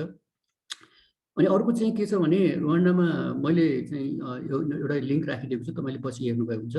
यहाँ चाहिँ गभर्मेन्ट अब 21जना मिनिस्टर भने मलाई क्युरियोसिटी भयो कि यहाँको मिनिस्टरहरू कस्तो छ त। मैले डिल गर्ने मिनिस्ट्री अफ एग्रिकल्चरको हो, 2जना मिनिस्टर छन्, 2जनै प्रोफेसर, फर्मर प्रोफेसर एग्रिकल्चरको चाहिँ अब पिएचडी र चाहिँ एकदमै हाइली क्वालिफाइड। मैले 2जना मन्त्रीहरूसँग भेटेको छु, कुरा गरेको छु। अब आई वाज रियली इम्प्रेस्ड। अनि अरू मन्त्रीहरूको पनि हेरेको, सबै मन्त्रीहरू चाहिँ प्रोफेसनल ब्याकग्राउन्डबाट आएको रहेछन् यहाँ चाहिँ। अब त्यो पोलिटिकल करियर भन्ने चाहिँ त्यो छैन यहाँ चाहिँ। जस्तो हुन त अब यो पार्टीहरू त छ, मल्टी पार्टी हो, यहाँ पनि इलेक्सन हुन्छ, तर यहाँको प्रेसिडेन्टको पपुल्यारिटी यति धेरै छ कि अब 98% भोट ल्याएर जित्यो भन्दाखेरि अब वेस्टर्न साथीहरू चाहिँ हाँस्छन् होइन, अब युरोपको साथीहरू चाहिँ हाँस्छन्, यो त पक्कै पनि घोटालै गरे होला भनेर भन्ने हुन्छ। तर चाहिँ अब कति घोटाला गर्ने भनौँ न होइन। अनि हामी चाहिँ मान्छेहरूसँग यति धेरै इन्टरेक्सन गरिन्छ सबै खालको मान्छेहरूसँग होइन, सबै मान्छेले मन पराउँछन्। मैले अहिलेसम्म चाहिँ भनौँ न अब अलिअलि क्रिटिसिजम त सबैले भित्रभित्र गरि पनि हुन सक्छन् होइन, तर जेनरली मास चाहिँ एकदमै सपोर्टिभ छ। अब त्यो चाहिँ फलोअरसिपमा पनि आउला सायद। भन्दाखेरि त्यो लिडरसिप र अनि त्यो क्वालिफाइड मिनिस्टर्सहरू अब जुन टप लिडर लेभलमा काम गर्ने, जस्तो हाम्रो चाहिँ यहाँ पनि नेपालमा बोर्डहरू भने जस्तै होइन, निगमहरू भने जस्तै अब ऐल निगम, अब सल्ट ट्रेडिङ भने जस्तै सरकारी कर्पोरेसन्सहरूमा पनि यहाँ पनि मान्छे राख्ने अब चलन हुन्छ होइन। तर सबै मान्छेहरू चाहिँ एकदमै हाइली क्वालिफाइड प्रोफेसनल ब्याकग्राउन्डबाट आएको, कोही युएनमा चाहिँ पहिला काम गरेको होला, कोही वर्ल्ड ब्याङ्कमा गरे होला, कोही अफ्रिकन डेभलपमेन्ट ब्याङ्कमा काम गरे होला होइन, अथवा कोही युनिभर्सिटीको प्रोफेसर होला रुवान्डा अथवा बाहिर, त्यस्तो खालको चाहिँ मान्छेहरू चाहिँ मैले चाहिँ पाएँ यहाँ चाहिँ। र तपाईँले पनि चेक गर्न सक्नुहुन्छ आफूलाई इन्ट्रेस्ट भयो भने। अर्को चाहिँ लिडरको चाहिँ अब यो कम्युनिकेसन क्वालिटी एकदमै मैले चाहिँ मन्त्रीहरूसँग कुरा गर्दा प्लस अनि अब यो यहाँको चाहिँ प्रेसिडेन्टको पनि लेक्चरहरू मैले उहाँलाई त भेटेको छैन, तर उहाँको लेक्चरहरू उहाँको स्पिचेसहरू सुन्दाखेरि चाहिँ कम्युनिकेसन चाहिँ एकदम क्लियर चाहिँ छ जस्तो लाग्छ मलाई टप लिडरसिपको चाहिँ। र साथसाथै अरू मन्त्रीहरूको पनि त्यो पनि एउटा फ्याक्टर हो। अर्को इन्ट्रेस्टिङ कुरा के छ भने यो पहिला फ्रेङ्कोफोन कन्ट्री हो, यहाँ चाहिँ फ्रेन्च बोलिन्थ्यो, पछि चाहिँ यो जेनोसाइड पछि चाहिँ उनीहरूले सिस्टम चेन्ज गरेर इङ्ग्लिस बोल्न थाले। अहिले चाहिँ यहाँको मान्छेहरू धेरै जसो अधिकांश मान्छेहरू फ्रेन्च बोल्छन् र इङ्ग्लिस अहिले इङ्ग्लिस पनि बोल्छन्। त्यसपछि यिनीहरूको आफ्नो भाषा छ केन्या रुवान्डा भन्ने, र अनि केहीले स्वाहिली पनि बोल्छन्। स्वाहिली चाहिँ यो इस्ट अफ्रिकाको चाहिँ अब हाम्रो हिन्दी भने जस्तै यहाँको चाहिँ स्वाहिली हो। अनि 4वटा भाषा बोल्छन् हेर्नुहोस् यिनीहरू चाहिँ, होइन। अब त्यो पनि एउटा भनौँ न एजुकेसन सिस्टममै यिनीहरूले एटलिस्ट इङ्ग्लिस, फ्रेन्च र केन्या रुवान्डा चाहिँ तिनवटालाई नै यिनीहरूले राखेको छ। अनि अर्को एउटा चाहिँ मलाई रमाइलो लाग्यो के भने म नेपालमा काम गर्दाखेरि हामीले सचिवज्यूहरूलाई भेट्दाखेरि एकदम ठुलो दर्शन पाए जस्तो लाग्थ्यो है। म प्रोजेक्टको म्यानेजरै थिएँ, म एउटा प्रोजेक्ट ह्यान्डल गर्थेँ। अब धेरै जसो चाहिँ सहसचिव अब उपसचिवज्यूहरूसँगै कुरा गरिन्थ्यो। सचिवज्यूसँग भेट गर्दाखेरि अब एकदमै भनौँ न अब त्यस्तै पऱ्यो भने, गाह्रो पऱ्यो भने मात्रै गएर भेट गर्ने हो। कुनै कन्स्ट्रक्टिभ प्रोजेक्टको कुराहरूमा अथवा टेक्निकल इस्युजहरूमा चाहिँ कहिले पनि कुरा हुँदैन थियो। म चाहिँ यहाँ अब मन्त्रीज्यूसँग 2 पटक मैले भेटिसकेँ, होइन, स्टेट मन्त्रीसँग। उहाँले 2 पटक चाहिँ मलाई 2 पटक मेरो फिल्डमा जानुभयो, मन्त्री आफै जानुभयो। अनि उहाँले काम कस्तो भइरहेछ, के भइरहेछ, एकदम क्रिटिकल क्वेसन्सहरू गर्नुभयो। फेरि मिटिङमा बोलाउनु भयो। बोलाएपछि उहाँले चाहिँ मलाई अब 2टा काम दिनुभयो उहाँले चाहिँ। अनि मैले अब हाम्रो पनि प्रोक्योरमेन्ट सिस्टमहरू अलिकति हुन्छ, होइन, त्यो 2टा काम ढिलो अलिकति हाम्रो यहाँ छलफलमा ढिलो हुँदा उहाँले आफैले ताकेता गरेर उहाँको एडभाइजर लगाएर ताकेता गरेर फेरि सेकेन्ड मिटिङ बोलाएर यो कहिले गरिन्छ भनेर चाहिँ सोध्नुभयो। र त्यो चाहिँ कस्तो भने यो यहाँको चाहिँ एक्सपोर्ट मार्केट एनालिसिस सम्बन्धी थियो, हर्टिकल्चरको प्रोजेक्ट भएको हुनाले मेरो चाहिँ, होइन, हामीले चाहिँ एकदम यो ठुलो प्रायोरिटी छ, ल तपाईँको संस्थाले गर्न सक्छ भने प्लिज यो चाहिँ गरिदिनुहोस्, सक्नुहुन्न भने भन्नुहोस्, we will go to another organisation भनेर स्वयं मन्त्रीले पनि त्यस्तो भन्नुभयो, होइन। भन्दाखेरि मलाई अनि अब मलाई साँच्चै भन्नु भने यहाँ मन्त्रीहरू योसँग कुरा गर्नु पऱ्यो भने भनौँ न उहाँहरूसँग सजिलोसँग पुग्न सकिन्छ। अब नेपालमा मन्त्रीज्यूहरूसँग पुग्ने त कुरै छोडिदिउँ, हामी जस्तो प्रोजेक्टको मान्छेहरू, होइन, उहाँहरूसँग जाँदाखेरि डर पनि लाग्छ क्या, कता मेरो कन्स्टिट्युन्सीमा लगेर यो गरिदिए त्यो गरिदिए भन्दाखेरि अलिकति चाहिँ त्यो लिडरको चाहिँ जुन एक्सेसिबिलिटी अथवा लिडरको चाहिँ त्यो अब पहुँच, जनताको पहुँच अथवा भनौँ अब हामी जस्तो सेवा दिने संस्थाहरूको पहुँच पनि एकदम जरुरी छ जस्तो लाग्यो। मैले क्वालिटी लिडरसिपमा यो 3टा कुराहरू राखेँ यहाँलाई चाहिँ। अनि त्यस्तै गरेर अब फलोअरसिपको कुरा गर्दाखेरि हुन त अब अघि त्यो भिडियोमा पनि यहाँको अलिकति अथोरिटेरियन गभर्मेन्ट हो भन्ने खालको कुरा गर्यो। सिस्टम चाहिँ डेमोक्रेटिकै हो, इलेक्सनहरू हुन्छ, तर चाहिँ अब लिडरको चाहिँ अब लिडर यति स्ट्रङ छ, भिजनरी छ कि अब मान्छेले अघि मैले भने जस्तै धेरै मान्छेले चाहिँ सबैले नै अब विश्वास गर्छन् यहाँ चाहिँ, होइन। र त्यो मान्छेको ट्रस्टले के अरे मान्छेको त्यो लिडरसिपप्रतिको ट्रस्टले गर्दाखेरि यहाँ चाहिँ त्यस्तो अब आन्दोलनहरू नेपालमा जस्तो धेरै पत्र पत्रिकामा हाम्रो चाहिँ अधिकांश 80% कन्टेन्ट चाहिँ एकदम नेतालाई गाली गरेर र चाहिँ खालि पोलिटिकल कुराहरूमा यो त्यहाँ भयो, यो भएन, त्यो भएन भनेर मात्रै हाम्रो लेखिएको हुन्छ, होइन। भने यहाँ चाहिँ सायद 10% 20% पनि त्यस्तो क्रिटिसिजमहरू देख्न पाइँदैन। 80% चाहिँ मोस्टली चाहिँ कहाँ के काम भयो, विकास भयो, अथवा कहाँ चाहिँ भनौँ न के नयाँ कुराहरू आउँदैछ, इनोभेसन, त्यस्तो यहाँको चाहिँ म न्यू टाइम भन्ने न्युज पेपर म रेगुलर पढ्छु, सायद सरोजीले पनि पढ्नुहुन्छ होला। मलाई चाहिँ एकदम फरक लाग्छ त्यो चाहिँ। अनि अर्को चाहिँ अब एकदम इक्जाम्पल चाहिँ ग्लेरिङ इक्जाम्पल चाहिँ यो कोभिड हुन त लास्ट 2 हप्तामा चाहिँ यहाँ पनि अलिकति केसेसहरू बढ्या छ, दिनमा झन्डै 700-800 सम्म भएको छ। तर तपाईँले हेर्नुभयो भने यहाँ चाहिँ कोभिड अब यहाँ अफ्रिकामा कस्तो छ भने धेरै जसो कन्ट्रीले कोभिडलाई वास्तै गरेनन्, होइन। यो हुँदै होइन। अब तान्जानियाको उसले त राष्ट्रपतिले त यो कोभिड भनेको चाहिँ यो चर्चमा गएर प्रे गरे पनि आफै ठिक हुन्छ, केही पनि गर्नु पर्दैन भनेर भने पछि ऊ आफै अब कोरोनाको कारणले गर्दा मर्यो, होइन। तपाईँले सुन्नु पनि पाउला तान्जानियाको चाहिँ। तान्जानिया त छिमेकी मुलुक हो, तर रुवान्डाले के गर्यो भने आफ्नो बोर्डर कम्प्लिटली सिल गरेर लकडाउन गरेर यहाँको मान्छेहरूलाई चाहिँ टेस्टिङ सुविधाहरू सबै दिएर एकदमै राम्रोसँग कन्ट्रोल गर्यो। र डेथ रेट चाहिँ हाम्रो नेपालको धेरै कम छ यहाँ चाहिँ। मैले डेटा चाहिँ मैले राखेको छैन, तर एकदमै कम छ, म्यानेजमेन्ट एकदमै राम्रो छ। अहिले यो 2 हप्ता यता आएर अलिकति अब इकोनोमी खुकुलो बनाउँदाखेरि चाहिँ अलिकति चाहिँ त्यो देखिएको छ, तर हाम्रोभन्दा धेरै राम्ररी ह्यान्डल गरेको जस्तो मलाई लाग्छ। अब त्यो कसरी सम्भव भयो भन्दाखेरि गभर्मेन्टले ठ्याक्कै कम्युनिके निकाल्छ, अनि त्यो कम्युनिके अनुसार ल 4 बजे कर्फ्यू भन्यो भने 4 बजेदेखि कर्फ्यू हुन्छ, 5 बजे कर्फ्यू भन्यो भने 5 बजेदेखि कर्फ्यू हुन्छ, होइन। 8 बजे भन्यो भने 8 बजे नै कर्फ्यू हुन्छ। जनताले चाहिँ कसैले चाहिँ अब त्यो गाडी लिएर म ठुलो मान्छे हुँ यो त्यो भन्ने चाहिँ आउँदैन। एउटा सुजीव साकेजीले एउटा आर्टिकल नेपालीमा लेखेको थियो, अहिले सुजीव पनि यही रुवान्डामै छन्, तपाईँले चिन्नुहुन्छ होला। अर्थविद। अनि उहाँले चाहिँ आफ्नो नातिनी प्रेसिडेन्टले नातिनीलाई चाहिँ भेट्न भर्खर जन्मेको नातिनीलाई भेट्न आउँदाखेरि चाहिँ अनि अलि चाँडो जानुभयो अरे के। अनि पत्रकारले सोध्यो तपाईँ किन चाँडो जानुभएको भन्दाखेरि म चाहिँ ढिलो भयो भने त फेरि मलाई स्टेडियममा लगेर राख्लान् भन्ने डर हुन्छ भने। जो मान्छेले कर्फ्यू अवज्ञा गर्छ त्यसलाई चाहिँ स्टेडियममा लगेर रातभरि राखिदिन्छ। अनि त्यो चाहिँ अब त्यो सबै मान्छेले विश्वास त्यो फलो गर्छन्। अब हामी कहाँ भयो आन्दोलनै गरेर अब युरोपमा पनि त्यस्तो गरे होइन मान्छेहरूले। भन्दाखेरि त्यो एउटा फलोअरसिपको चाहिँ इक्जाम्पल मैले चाहिँ देखेँ। अर्को चाहिँ रुवान्डामा एकदमै नेसनल प्राइड चाहिँ एकदमै not in the negative sense है। नेसनल प्राइड भनेको we are better than our neighbours भन्ने चाहिँ त्यो फिलिङ छ। मेरो स्टाफहरूसँग मैले कतिपय कुरा गर्छु होइन, we are different, our standards are different. हामी चाहिँ सबभन्दा क्लिन हुनुपर्छ। हाम्रो चाहिँ भनौँ न कन्ट्रीको अब मान्छेहरू चाहिँ अरूको भन्दा अलिकति फरक हुनुपर्छ भन्ने खालको त्यस्तो खालको चाहिँ फिलिङ छ यिनीहरूको चाहिँ। त्यो चाहिँ मलाई एकदम गजब लाग्छ। सायद सरोजी अब नयाँ हुनुहुन्छ, तपाईँले पनि मलाई सायद त्यो हो कि होइन अब तपाईँले अलिकति पछि सायद मलाई चाहिँ क्ल्यारिफाई गराउन सक्नुहुन्छ। त्यो मेरो इम्प्रेसन मात्रै हो कि होइन। र अर्को चाहिँ अब यो लोयल्टी, पब्लिक सर्भिसमा चाहिँ लोयल्टी हाम्रो नेपालमा चाहिँ टप ब्रान्ड्सहरू मोस्टली चाहिँ के छ भन्दाखेरि अब अहिले प्राइभेट सेक्टर र डेभलपमेन्ट सेक्टरतिर बढी इन्ट्रेस्ट भएको देखिन्छ। र कतिपय अब यङ मान्छेहरू त नेपालमा बस्ने खालको अब स्थिति नै छैन भनेर विदेशतिर हामीले पनि हाम्रा छोराछोरीहरू विदेश पठाएको उदाहरणहरू छ होइन। अब यहाँ चाहिँ कस्तो छ भने विदेशमा पढे पनि यहाँ फर्केर आउने चाहिँ अलिक ट्रेन्ड हामी कहाँभन्दा धेरै छ। र मेरो कयौँ साथीहरू बच्चाहरू चाहिँ अब म जुन ठाउँमा बस्छु म एउटा टेनिस क्लबको यहाँको प्रेसिडेन्ट पनि छु। त्यसले गर्दाखेरि यहाँको धेरै रुवान्डनहरूसँग मेरो सङ्गत छ। उनीहरूको बच्चा बच्चीहरू सबै के भन्छन् भन्दाखेरि बाबुआमासँग कुरा गर्दाखेरि they want to come to Rwanda but we don't want them to come to Rwanda, at least you know they should earn more money.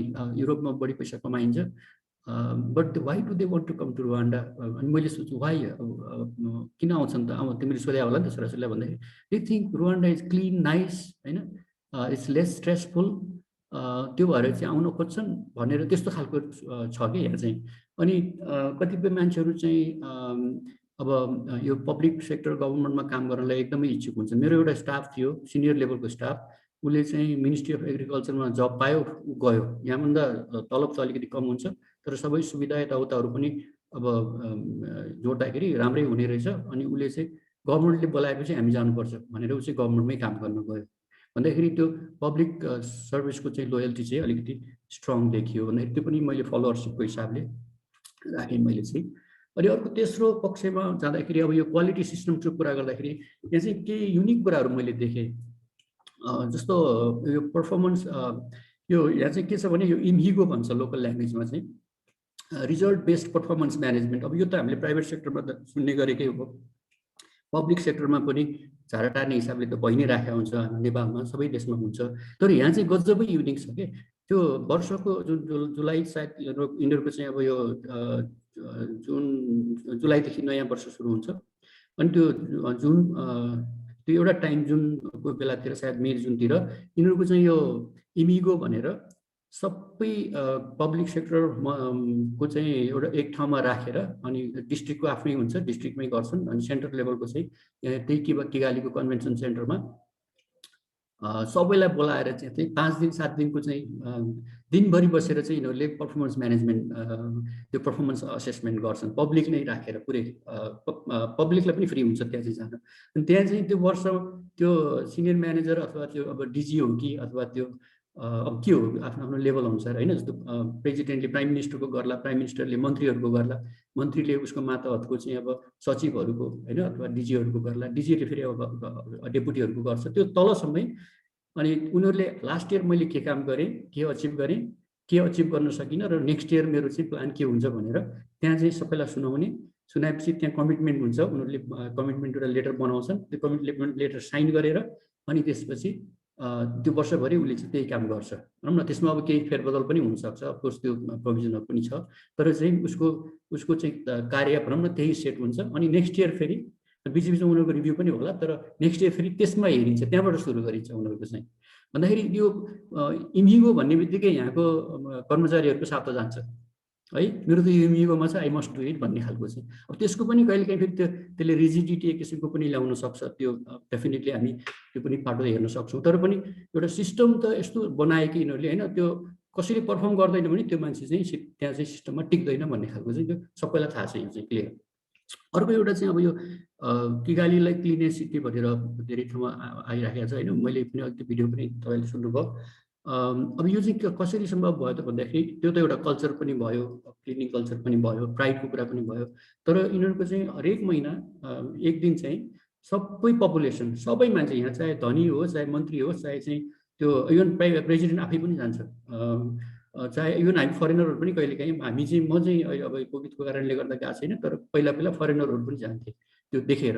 अनि बाटोघाटो आफ्नो वरिपरि जे छ, अब बुट्यानहरू, झाडीहरू जे छ सबै सरसफाइ गर्ने, प्लास्टिकहरू तपाईँ यहाँ छैन तर त्यस्तो केही छ यताउता भन्ने त्यसलाई कलेक्ट गर्ने, राख्ने, त्यो किसिमको चाहिँ कम्पलसरी क्लिनिङ डे छ यिनीहरूको चाहिँ। त्यो दिनमा गाडी चलाउनु पनि पाइँदैन फेरि है। अनि त्यस्तै गरेर अर्को चाहिँ यो अब मैले अर्को देखेको चाहिँ यो स्ट्यान्डर्डाइजेसनको कुरा गर्दाखेरि जस्तो अब किगालीमा चाहिँ हामी यहाँ चाहिँ बिजुलीको लट्ठाहरू, तारहरू ओपन छँदै छैन, सबै अन्डरग्राउन्ड छ तार। अब त्यो के छ भने उनीहरूको चाहिँ स्ट्राटेजी। अब नेपालमा चाहिँ हामीले भनौँ न अब यो तारहरू, बिजुलीको तारलाई चाहिँ अन्डरग्राउन्ड गर्नु पर्यो भन्दाखेरि कुलमानजीलाई होइन अब कति धेरै क्रिटिसिजमहरू भयो। अब त्यो सम्भवै छैन। हामी कहाँ चाहिँ अब ग्राउन्डमा चाहिँ फेरि इलेक्ट्रिक्युट भएर मान्छे मर्ला के होला भनेर अनेक थरी अब व्यवधानहरू आउँछ होइन। अब यहाँ चाहिँ एउटा स्ट्यान्डर्ड बनाएको छ। अब बस्ती नयाँ होस् अथवा नयाँ बाटो होस्, जेसुकै होस्, त्यो तार चाहिँ अन्डरग्राउन्ड हुनै पर्यो होइन। त्यसले गर्दाखेरि पनि सिटी चाहिँ एकदम क्लिन देखिन्छ। अर्को इक्जाम्पल म दिन्छु, रोडहरू, हाइवेहरू। अब रुवान्डाको रोडहरू चाहिँ अफ्रिकामा अमङ द टप क्वालिटीको भनेर मानिन्छ। यो त्यस्तो अहिले त धेरै यसो त्यस्तो अब इन्टरनेसनल सर्वेहरू गर्नेहरू छ नि संस्थाहरू, क्रेडिबल संस्थाहरू, तिनीहरूको भनाइअनुसार पनि। र चाहिँ तपाईँ चाहे अब किगालीको रोड होस् होइन, किगालीको रोड अलिक फरक अब ठुलो होला, 4 लेनको होला, तर चाहिँ तपाईँको अब हाइवेमा 2 लेनको होला होइन। पहाडी बाटो भएको हुनाले यिनीहरू पनि ठुल्ठुलो अब त्यस्तो युरोपमा जस्तो ठुलो रोडहरू त छैन, तर 2 लेनको राम्रो रोडहरू छ।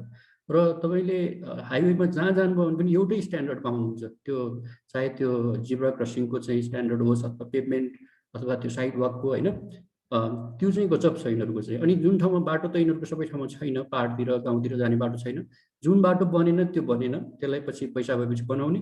तर जुन चाहिँ छ त्यसलाई चाहिँ जहाँ बनाउने हो त्यो चाहिँ एकदम स्तर यो स्ट्यान्डर्डभन्दा तल हुनु हुँदैन। त्यो चाहिँ एउटा छ होइन, मलाई गजबै लाग्छ यो पनि। अर्को चाहिँ मैले देखेको चाहिँ माइक्रो सिस्टम्स भनेर, मैले चाहिँ यो मेरो आफ्नो टर्म हो यो चाहिँ। अब कतिपय कुराहरू चाहिँ यो माइक्रो सिस्टम जस्तो अब यिनीहरूको चाहिँ के छ भने ब्राइबरी चाहिँ अब लिनै पाइँदैन होइन। कसैले ब्राइबरी लियो भनेदेखि त्यो कम्प्लेन भयो भनेदेखि त्यो चाहिँ जेलै जान्छ होइन। अब हुन त यसलाई माइक्रो भन्दा नि म्याक्रो सिस्टम पनि भन्न सकिन्छ होइन। र चाहिँ मान्छेहरू एकदमै डराउँछन्। मैले अब यहाँ आएपछि भनौँ मैले कतिपय देशमा ब्राइबरी आफैले पनि पे गर्नु परेको बाध्यताले त्यस्तो इक्जाम्पल्सहरू छ होइन।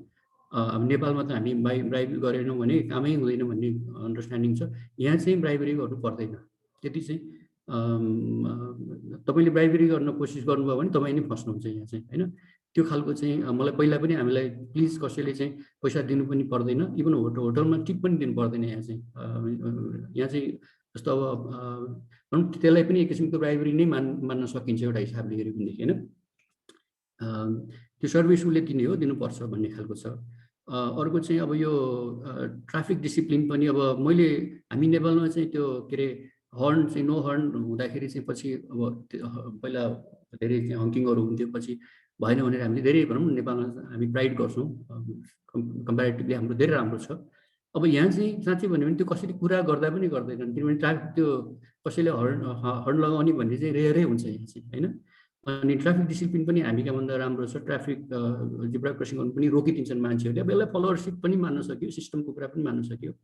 अनि अर्को इन्ट्रेस्टिङ चाहिँ अब हाइवे क्यामेराजहरू, यिनीहरूको चाहिँ हामीले गाडी किन्दाखेरि चाहिँ नम्बर प्लेट पनि किन्नुपर्छ। नम्बर प्लेट मेन चाहिँ नम्बर प्लेट हो ओनर्सको नाममा। अनि गाडी अब हाइवेमा लिएर गयो, अब 60 लेखा छ, कहीँ स्पिड म्याक्सिमम् स्पिड 60 छ भने 60 भन्दा बढी भयो भने त्यहाँ क्यामेराहरू हुन्छ, मैले त्यहाँ पिक्चरहरू पनि छ। त्यो क्यामेराले चाहिँ अटोमेटिकली तपाईँको त्यो भनौँ न फोटो खिचेर अनि त्यो नम्बर प्लेट मेरो नाउँमा छ भने विदिन 5 मिनट म कहाँ चाहिँ नम्बर प्लेट के अरे मेरो त्यो नाम ट्र्याकिङ गरेर मेरो मोबाइलको एसएमएसमा तैँले चाहिँ स्पिड तैँले तेरो एक्सिड गरिस्, you have to pay fine भनेर 2500 रुपियाँको फाइन आउँछ। त्यो चाहिँ मेरो हाम्रो नेपाली साथीहरूले पनि थुप्रैले तिर्नु भएको छ। यहाँ अहिले किगालीमा पनि त्यो गरिराखेको छ। र एउटा इन्ट्रेस्टिङ मेरो छिमेकी छ, यहाँको मिनिस्ट्री अफ फरेन अफेयर्सको चाहिँ डाइरेक्टर हो। ऊ चाहिँ लास्ट विक एकदम बिजी भएछ। बिजी हुँदाखेरि उसको अब उसको सानो बच्चा भएको हुनाले एकदम ओभर स्पिडै गरेर चलाइछ। उसले पनि अब थाहा नभएर चाँडो आउँदाखेरि 5 ठाउँमा चाहिँ मेरो 5 दिनमा 5 ठाउँमा चाहिँ त्यो ट्राफिक फाइन आयो अटोमेटिकली। अब आई हेड टु पे, अब मैले पे गरेँ भनेर भन्दै थियो उसले चाहिँ। भन्दाखेरि त्यो सिस्टमले चाहिँ भनौँ न हामी कहाँ पुलिस राखेर फेरि त्यो पुलिससँग झगडा गरेर त्यो उसले चाहिँ म तिर्दिनँ भन्छ, उसले चाहिँ तिर्नै पर्छ भन्छ, अथवा अनि फेरि पुलिसलाई पैसा दिएर मिलाउने त्यस्तो हुन्छ नि हामी कहाँ होइन। यहाँ चाहिँ त्यस्तो चाहिँ छैन फेरि होइन। त्यो पनि इन्ट्रेस्टिङ छ किनभने त्यति सिस्टमले पनि त्यस्तो काम गर्दो रहेछ। त्यसले गर्दाखेरि एक्सिडेन्टहरू कम हुने, अब आदि इत्यादि कुराहरू, ट्राफिक एक्सिडेन्टहरू अरू त्यस्तो रेकलेस ड्राइभिङहरू चाहिँ कम हुने त्यो त छँदैछ फाइदाहरू होइन। मैले त्यसमा जानु नै परेन। यस्तै गरेर अब यो मलाई चाहिँ अचम्म के लाग्थ्यो भने फ्राइडे चाहिँ 1 बजेपछि सबै आधा स्टाफ चाहिँ अफिसमा बस्ने, आधा स्टाफ चाहिँ त्यतिकै हिँड्थे कि होइन। म सुरुमा के गरे यिनीहरूले त्यो त के रहेछ भने फ्राइडे आफ्टरनुन चाहिँ स्पोर्ट्स डे भनेर चाहिँ जो मान्छे स्पोर्ट्स खेल्न चाहन्छ, जागिर खाने मान्छे, त्यसलाई चाहिँ फ्राइडे आफ्टरनुन चाहिँ छुट्टी, ऊ चाहिँ काम नगरिकन जानु पाउने रहेछ कि। ऊ 4 घन्टा तर गएर अब खेल्नु पर्यो। ऊ चाहिँ कि अब भलिबल खेल्छ कि फुटबल खेल्छ कि रनिङ गर्छ कि होइन, स्विमिङ गर्छ कि होइन, उसले चाहिँ बास्केटबल खेल्छ कि उसले चाहिँ त्यो चाहिँ गर्ने छुट चाहिँ गभर्मेन्टले नै दिएको छ। गभर्मेन्ट पब्लिक सेक्टरमा पनि त्यही छ, प्राइभेट सेक्टरले त सबैले नगर्लान् होइन। तर हाम्रो डेभलपमेन्ट सेक्टरमा पनि त्यही छ। मलाई पनि अब 1 बजेपछि मलाई साइक्लिङ गर्नु मन लाग्यो भनेदेखि म छोडेर हिँड्यो भने कसैले पनि केही भन्दैन।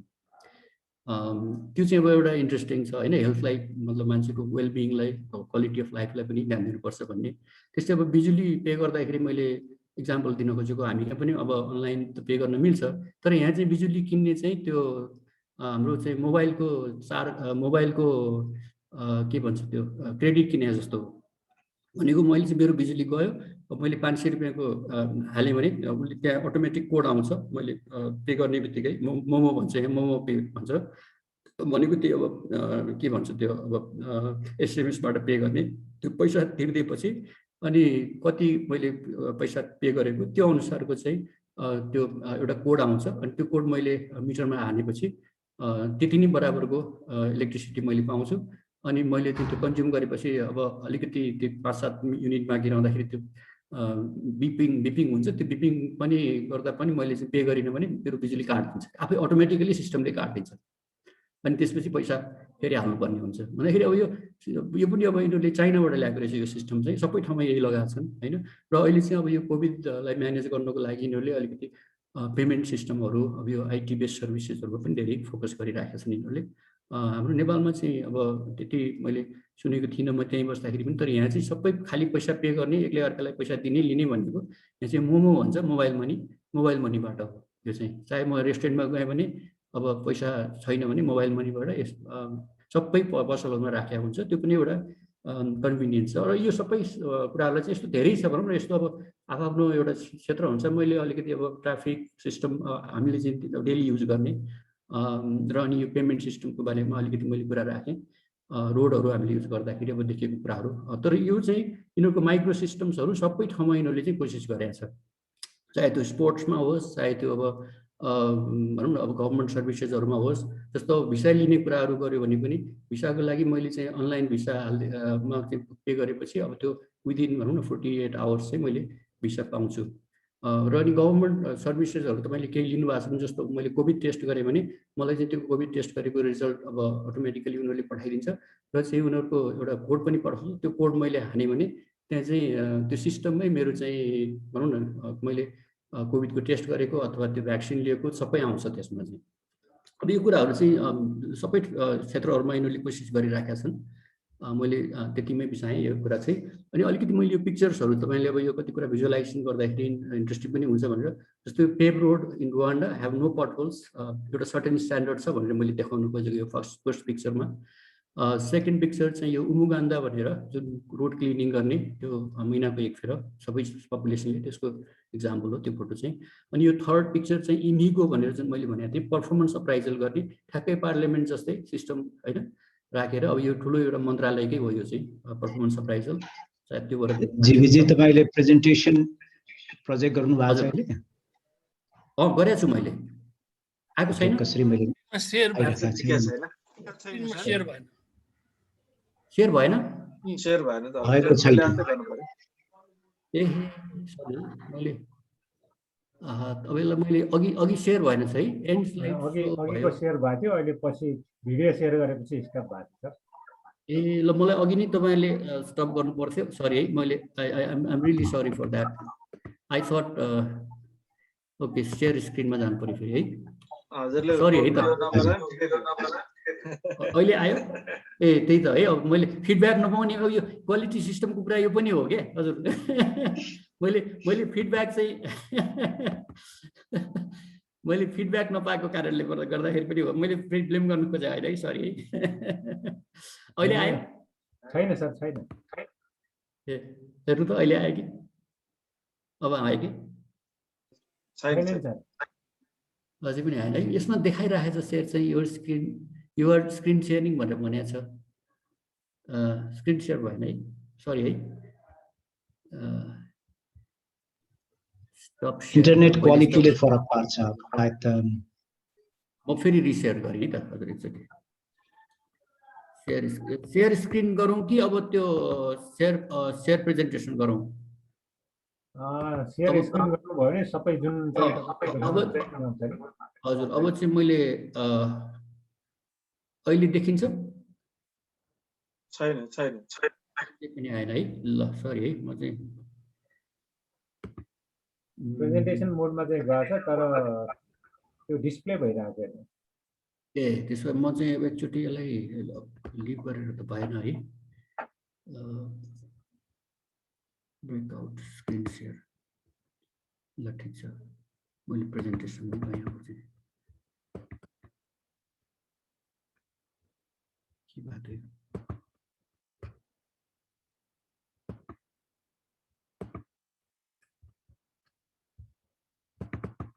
सरी है सर म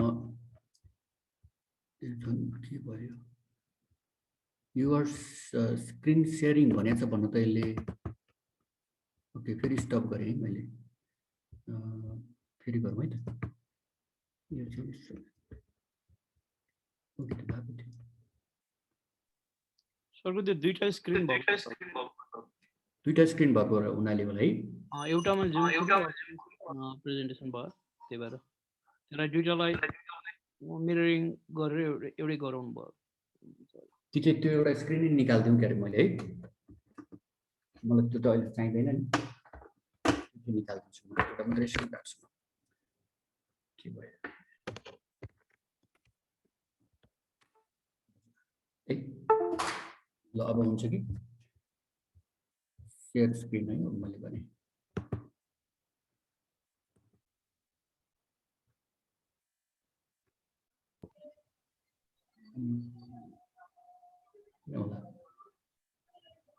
पिक्चरहरू देखाउने बेलामा ठिक्क भएको थियो अर्को त राम्रै बुझिरहेको थियो सर यो पिक्चर भनेपछि देखेन अरू त एकदम राम्रै सुनिरहेको छ ठिक छ सर अब मैले त्यो पिक्चर भनेपछि मात्रै मलाई पनि याद आयो रिमाइन्ड गर्ने सरी जेबीजी हजुर ठिक छ हैन अब हुन्छ कि जस्तो लाग्छ आशा म चाहिँ एकदम आशावादी छु अहिले चाहिँ अहिले भयो कि नट येट भएको छैन युआर स्क्रिन सेयरिङ भनेको छ त्यसले त एकदम न्युज सेयर गर्ने त तपाईको अनुहार चाहिँ एकदम आइरहेछ मलाई लिभ गरेर फेरि रिजोइन गर्नु भयो हुन्छ नि सर हजुर अझै पनि भएन है यो के प्रब्लम भयो त यो सङ्कटै पारेले अडियो सेटिङ्समा ठिक छ ल म लिभ गरेर फेरि रिजोइन गरौँ है त म एकचोटि हुनु त मैले मोटामोटी सकि नै सकेँ होइन यो पिक्चरहरू तपाईँलाई यसो अलिकति कन्टेक्स्टमा चाहिँ हुन्छ कि भनेर मात्रै हो अनि सर नत्र पिक्चर अहिले सकेन भने केही छैन सर सरले पछि पठाइदिनुहुन्छ सरले डिस्क्राइब गरेर I think we can go for question answer session sir सरले सरी है यो चाहिँ अब अलिकति मैले चाहिँ केही पिक्चरहरू जस्तो यो ट्राफिक क्यामेरा हामी सबैले देखेको कुराहरू त्यसमा कुनै नयाँ त्यस्तो केही छैन मैले चाहिँ त्यही नै गर्न खोजिरहेको थिएँ म पछि प्रेजेन्टेसनमा पठाइदिउँ होला हजुर भन्दाखेरि मैले मोटामोटी मेरो प्रेजेन्टेसन सकेँ अब मैले फेरि समग्रमा भन्दाखेरि रुवान्डा लाइक एनी अब countries in the world it's far from being a perfect country तर चाहिँ मैले अघि सुरुमै भने जस्तै फेरि क्वेसन चाहिँ can a third world country have a first world systems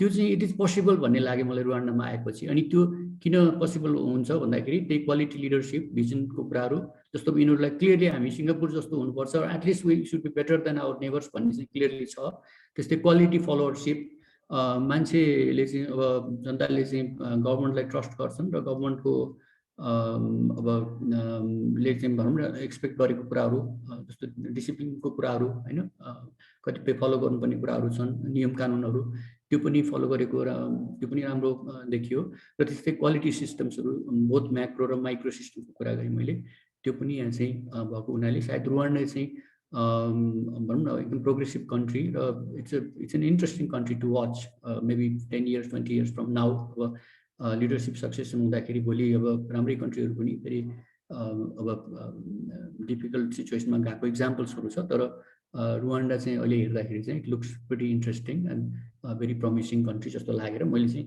यो कुराहरू आज सेयर गर्न खोजेको साथीहरूलाई so we would be happy to take questions now अब सरोजी पनि हुनुहुन्छ होइन कति कुरा उहाँले पनि प्रश्न पार्न सक्नुहुन्छ so we look forward to hearing from you in terms of your questions हजुर Okay, thank you Bandaraji. I think it was a wonderful session. मलाई त के लाग्यो भने रन्डामा पुगेर भिजिट गर्न जुन जाने मान्छेलाई जुन किसिमको काउन्सिलिङ चाहिन्छ सुरुमा त्यो काउन्सिलिङ दिए जस्तो लाग्यो and I was already there in that country. Thank you so much for wonderfully sharing that. तपाईले त without इको आइरहेछ बराबर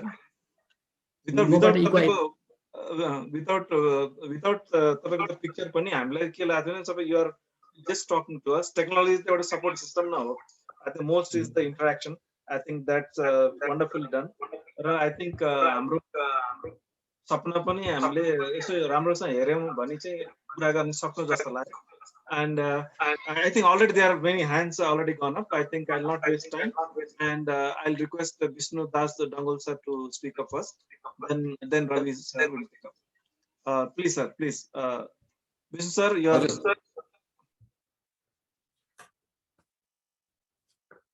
हजुर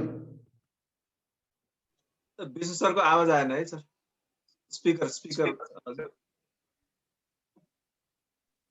ओके सुन्नुभयो ठीक छ सर सुनेको छ त तपाईहरुको स्वर एकदम सानो सुन्छु के भएको हो यो एकदम सानो छ मेरोमा ए सर अब अलिकति खाना मेरो स्वर त सुन्नुहुन्छ एकदम अच्छा ओके ल ठीक छ thank you sir okay sir I think वास्तवमा छ नि गुप्ता सरले सुन्नु हैन भन्ने कुरा मैले एकदम सुनेछु म त विष्णु दाइको गीत पनि सुनिरा हुन्छु बेला बेलामा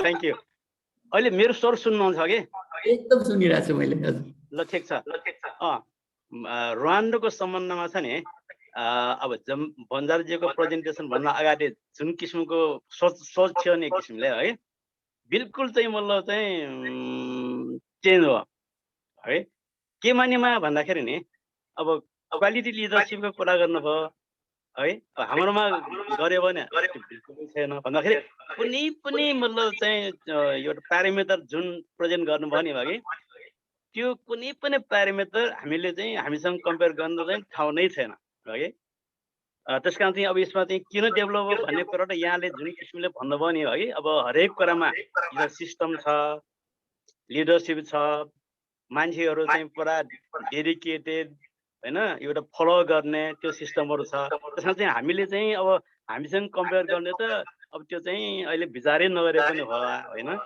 त्यसमा चाहिँ तपाईको प्रेजेन्टेसनले चाहिँ धेरै कुराहरू सिक्नु पर्ने छ वास्तवमा हैन हामीले भन्दा पनि लिडर्सहरुले सिक्नु पर्ने कुराहरू है हाम्रो सिस्टमको कुराहरू हो तपाईले हेल्थ केयरको कुरा गर्नुभयो हैन अब त्यो चाहिँ अब त्यस्तो ठाउँमा चाहिँ अब रुवान्डा जस्तो ठाउँमा पहिला चाहिँ यस्तो किसिमको चाहिँ विड्र भएर खतम भएको मुलुक चाहिँ हैन यति छोटो अवधिमा कसरी विकास भयो के भयो भन्ने कुरा जुन प्रेजेन्टेसन गर्नुभयो आई रियली एप्रिसिएट र वास्तवमा हामीले सिक्नु पर्ने कुरा धेरै छन् अब देशको कुरा गर्नुहुन्छ भने हामीले चाहिँ गर्न सकिने अब तपाईले पनि भोग्नु भएको छ हैन तपाईहरुको अब त्यहाँको मन्त्रीहरु कति डेडिकेटेड छ हैन फलो गर्ने तपाईँलाई चाहिँ उत्साह दिने अब हाम्रो चाहिँ कुरा गर्नु भने त्यसमा चाहिँ अब केही कुरा गर्ने चाहिँ ठाउँ नै छैन र तपाईँको प्रेजेन्टेसन वास्तवमा चाहिँ हामीलाई पनि एकदम एउटा चाहिँ धेरै ठुलो ओरिएन्टेसन भयो यो कुराहरू चाहिँ हाम्रो गभर्मेन्टको चाहिँ छ नि पर्सनलहरूलाई सुनाउनु पर्ने हो वास्तवमा साँच्चै नै साँच्चै भन्ने भए है त्यो साँच्चै मतलब हामीले चाहिँ अब त्यहाँको चाहिँ नर्म्स चाहिँ यति होला भन्नेको त मैले कल्पना पनि गरेको थिएन हेर्नुहोस् होइन कल्पना पनि गरेको थिएन अब सायद चाहिँ मैले चाहिँ रुवान्डाको समय अध्ययन नगरेकोले पनि होला अरू साथीहरूलाई सायद चाहिँ यो कुरा थाहा होला तर मेरो विचारमा चाहिँ छ नि मैले अब लेसोटोमा काम गरेँ अरू ठाउँमा काम गरेँ हो कि अब त्यहाँको सिस्टम र अहिले तपाईँले जुन प्रेजेन्टेसन गर्नुभएको सिस्टममा त आकाश जमिन फरक छ तर मेन कुरा चाहिँ सस्टेनेबिलिटीको कुरा आयो होइन भन्दाखेरि यो चाहिँ सस्टेनेबल चाहिँ हुन्छ त अब सायद चाहिँ अहिलेको लिडर चाहिँ को चाहिँ एउटा टेक ओभर गर्ने छ नि सिस्टमहरू त्यहाँ छ कि छैन होइन किन एउटा सस्टेनेबल कुरा आयो सायद चाहिँ अहिलेको लिडरले मात्रै भएको हो कि होइन होइन भने त्यस्तो किसिमको चाहिँ सक्सेसरको चाहिँ प्रोग्रामहरू के कस्तो छ अब अरू कुरा धेरै सुनियो धेरै जानियो होइन अब योभन्दा चाहिँ अब डेभलप कन्ट्रीहरू भन्दा पनि हामी त धेरै ठाउँमा गएँ होइन धेरै मुलुकहरू घुमेँ 30-40 मुलुक घुमेँ तर जुन एउटा यहाँको प्रेजेन्टेसनबाट देखेँ नि त्यो धेरै नै प्रभावित चाहिँ पाएँ होइन त्यसमा चाहिँ सस्टेनेबलको सम्बन्धमा सक्सेसनको सम्बन्धमा यहाँको चाहिँ अब यो जुन किसिमको चाहिँ छ नि अहिलेको चाहिँ अनुभवमा चाहिँ के छ भन्ने मात्रै मेरो प्रश्न हो अरू कुरा त एक्सलेन्ट मैले यसलाई रेस्पोन्ड गरौँ कि अरू दुई तीनटा क्वेसन अरू पनि लिएर गरौँ हुन्छ हजुरले हुन्छ मेरो विचारमा हुन्छ अब रविजीले नै भनिदिनु पहिला क्वेसन लिएर चाहिँ भ्याउने हुन्छ Raviji, I think now the floor is yours. Thank you, thank you, Bandara sir. It was a nice presentation, but basically, success stories, they sound really good, and it's so magical when we listen. So the problem with the success story is, how do we figure out how we can work? Like ground, हामी फेरि कसरी replicate गर्न सक्छ theorize गर्ने कुरामा चाहिँ that's really a challenging thing. किन त्यहाँको भेरिएबल यहाँको भेरिएबलसँग मिल्छ मिल्दैन भन्ने कुरा चाहिँ एकदम कन्टेक्स्चुअल हुन्छ त्यसमा सरले देख्नु भएको नेप्लिज कन्टेक्स्टमा हामीले रुवान्डियन मोडललाई रिप्लिकेट गर्नु पर्यो भने अथवा त्यो सक्सेस स्टोरी यहाँ केही हिसाबमा आइदर कन्ट्री लेभल एकदम ठुलो हुन्छ भने मेबी एउटा अर्गनाइजेसन लेभलमा जहाँ चाहिँ आफ्नो लिडरसिप लगाउन सक्छ what would be your key message for a leader to implement that success model either in organization or a small scale social level मा अथवा country level मा हजुर म पहिला दुईटा क्वेशन है बिफोर आई अर्को हुन्छ हाम्रो